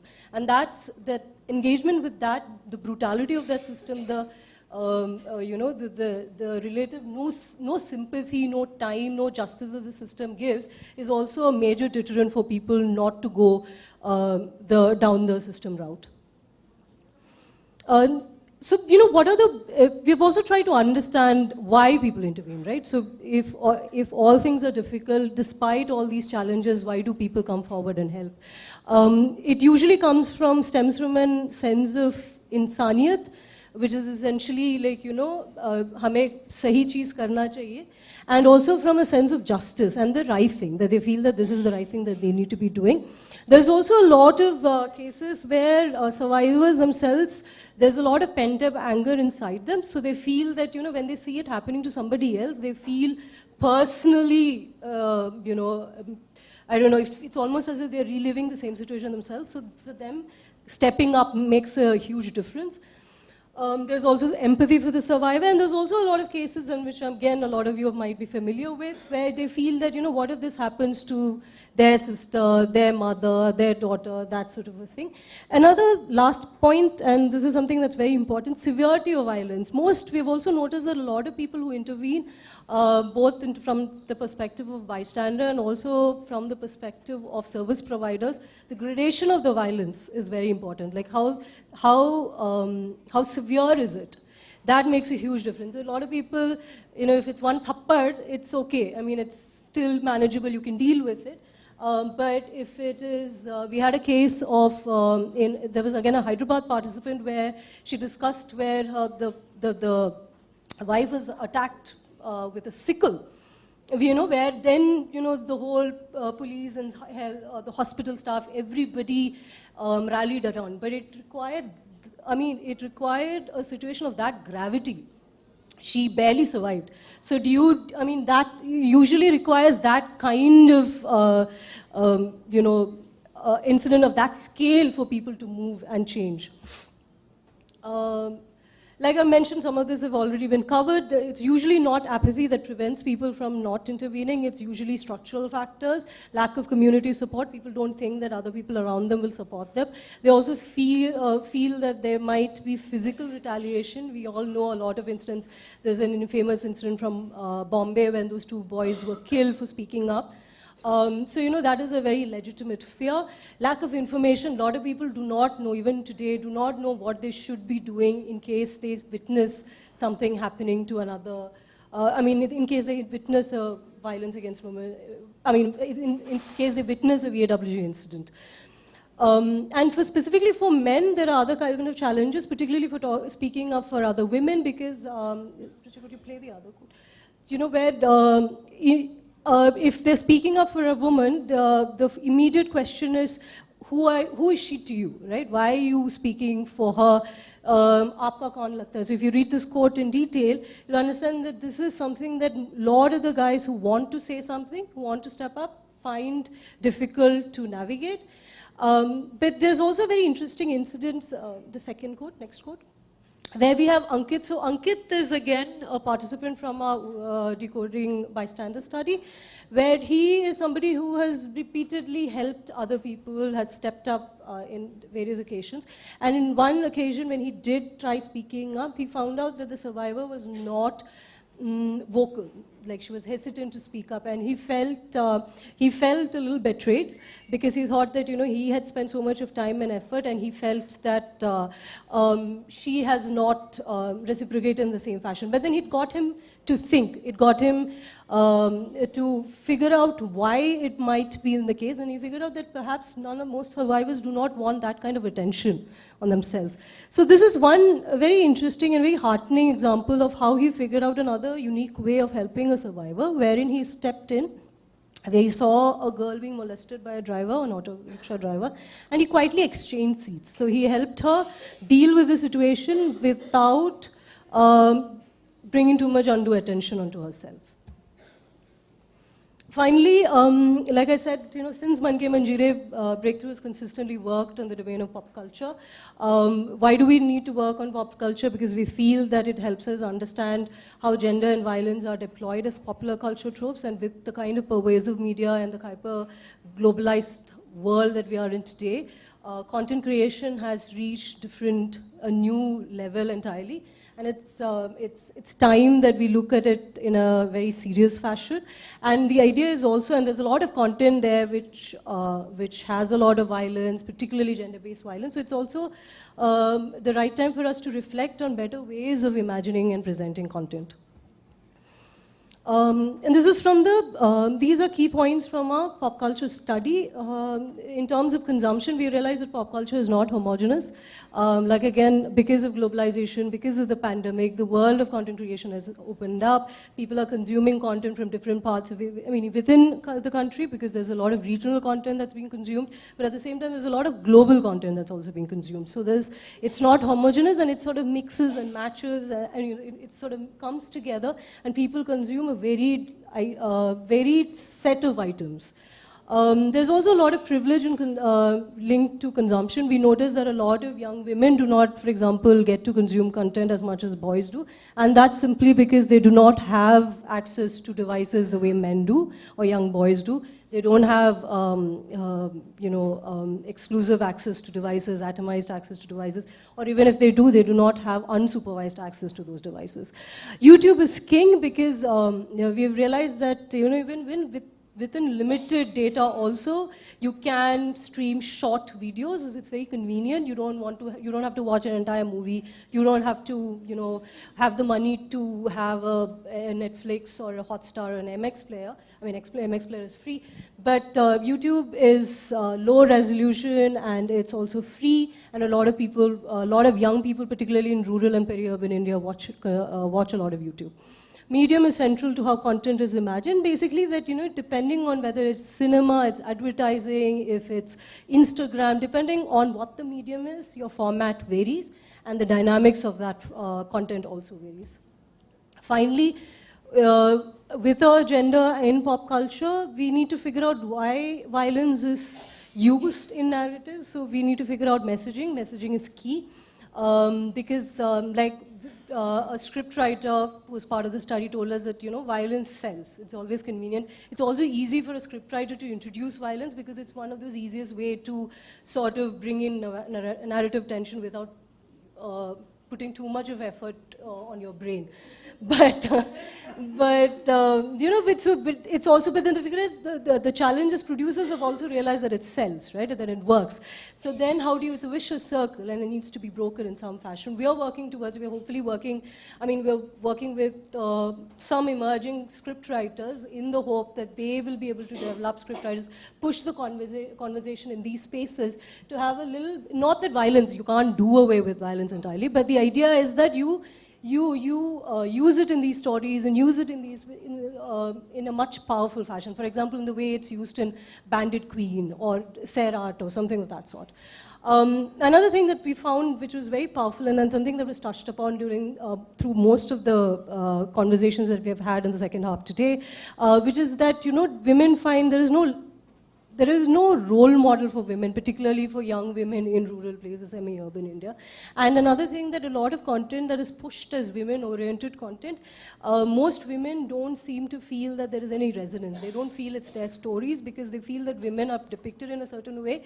They're hypersexualized, they're shown as heavy drinkers, smokers. Not that in itself this is a problem, but the problem is that they feel that it offers a certain kind of empowerment or a certain template of what an empowered or a modern woman needs to look like. And that can be a little disengaging. And so we need better content there. We need a lot more content there which reflects the lives of ordinary women.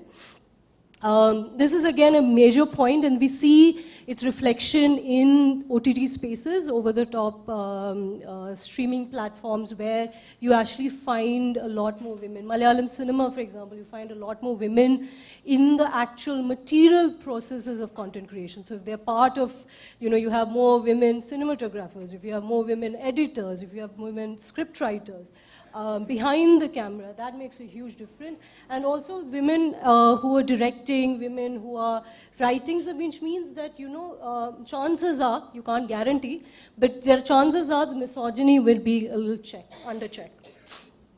Finally, and this is something that one of our gender champions also mentioned, the idea that, you know, women are women's worst enemies. You know, most, if you look at cinema, particularly Hindi cinema from Jai Viru, you know, it's always celebrating these male friendships. Women are nobody's friends. We're always, you know, if you're Saas Bahu serials, you know, you're always out to get each other, out to make your life miserable, you know, so those sort of things. So, and there was an interesting coinage, and we put it there. There's a scriptwriter we spoke to, and she used this word. She said, you know, it's very intelligent, getting women to show, getting women to do patriarchy's dirty work on screen. So, you know, it's very convenient. No guys are doing anything. It's always, no men are doing any of this. It's always the women.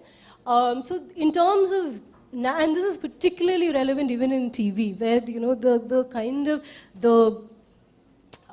you know, the standard is so low, the conversations are so rigid, and the narrative needs to shift here, and this is something that has emerged very strongly in our study as well. So yeah, I think that's it. In case we can do a short, I apologize for my really muffled. I'm just recovering from a very bad viral, so I sound like this. But in case there is any quick questions, anybody has anything to ask, they can. Otherwise, we can wrap it up. Everybody's tired and hungry.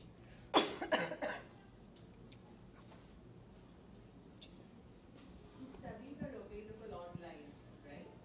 It can be downloaded. Yeah, they are available. Yeah, so almost all the studies that we've mentioned today, all of them are available on our website. So you can go up to our website and download those reports. Yeah.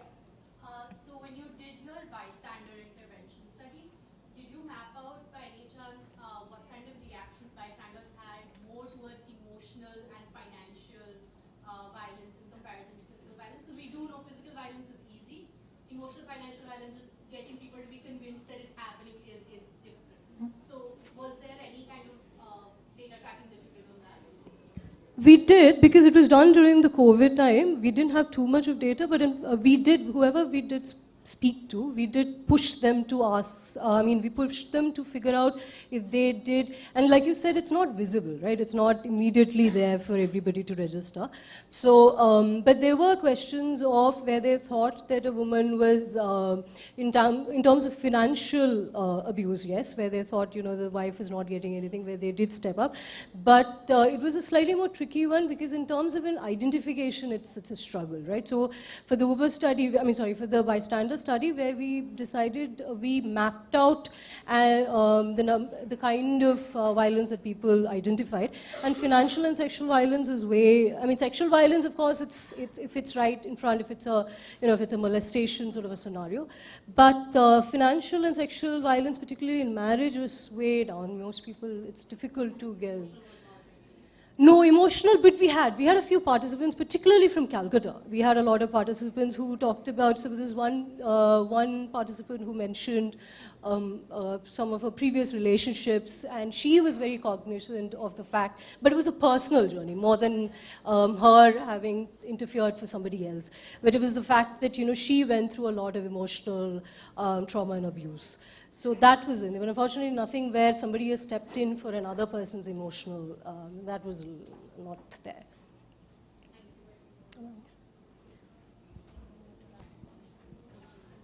Okay, so one final, yeah.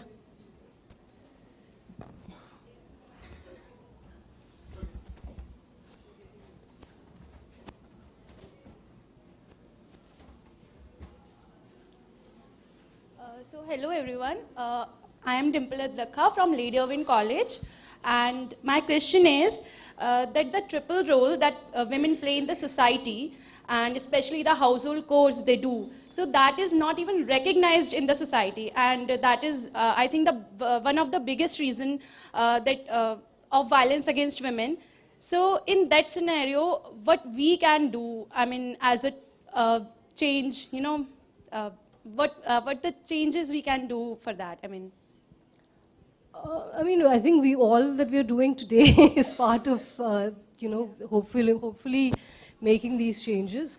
Some of our studies have been trying to understand the problem in greater depth. So we are trying to understand, if you want to look at domestic violence, what are the larger factors that you know, go into the issue, and work with community members, work with service providers, work with you know, young people, catch them young, as they say, so that, you know, their mindsets are not. They're not fixed, and we are able to change them as early as possible. So I think these are everything that we've been doing, in a lot of the organizations who have gracefully participated today. All of us are trying to do the same thing by making these sort of changes, working with young people, working with community members, working with government representatives, policy people, etc. Yeah. Ma'am, you're fine. Sorry?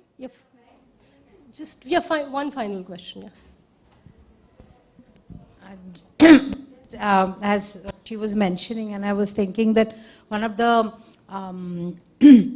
structural violence which we don't talk of is over food, because women prepare food at the last, eat the least, and everyone accepts it, both boys and girls. And I know it must be there in your curriculum, and to acknowledge explicitly and work against those norms.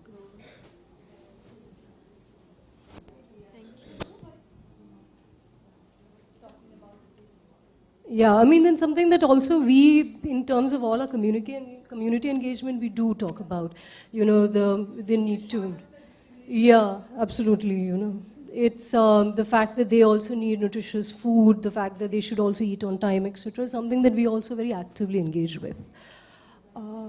Okay, so I think we'll wrap up, and over to Swati for closing remarks.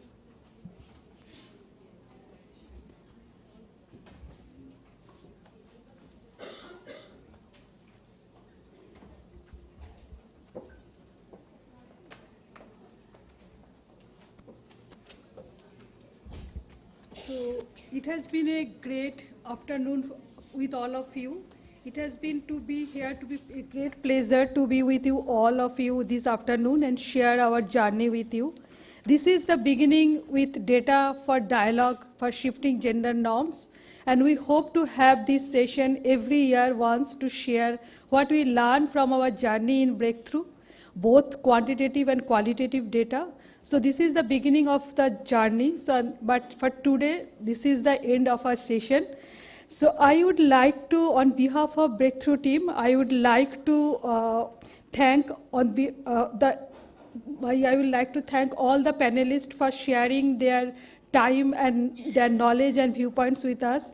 I will also like to thank all the gender champions to come on the stage and share their journey. And last not the least, it was good to have all the interpreters who were here relentlessly doing all the translation in all the languages and sign languages. And then finally, Fauzia, a big thank from all of us from Breakthrough for presenting us with such wonderful collection of poetry. And Sukhman's team is not here, but I must thank them to present such a wonderful drama for us, converting our data into such wonderful performance. It was a great afternoon for us, and thank you all for your time and patience.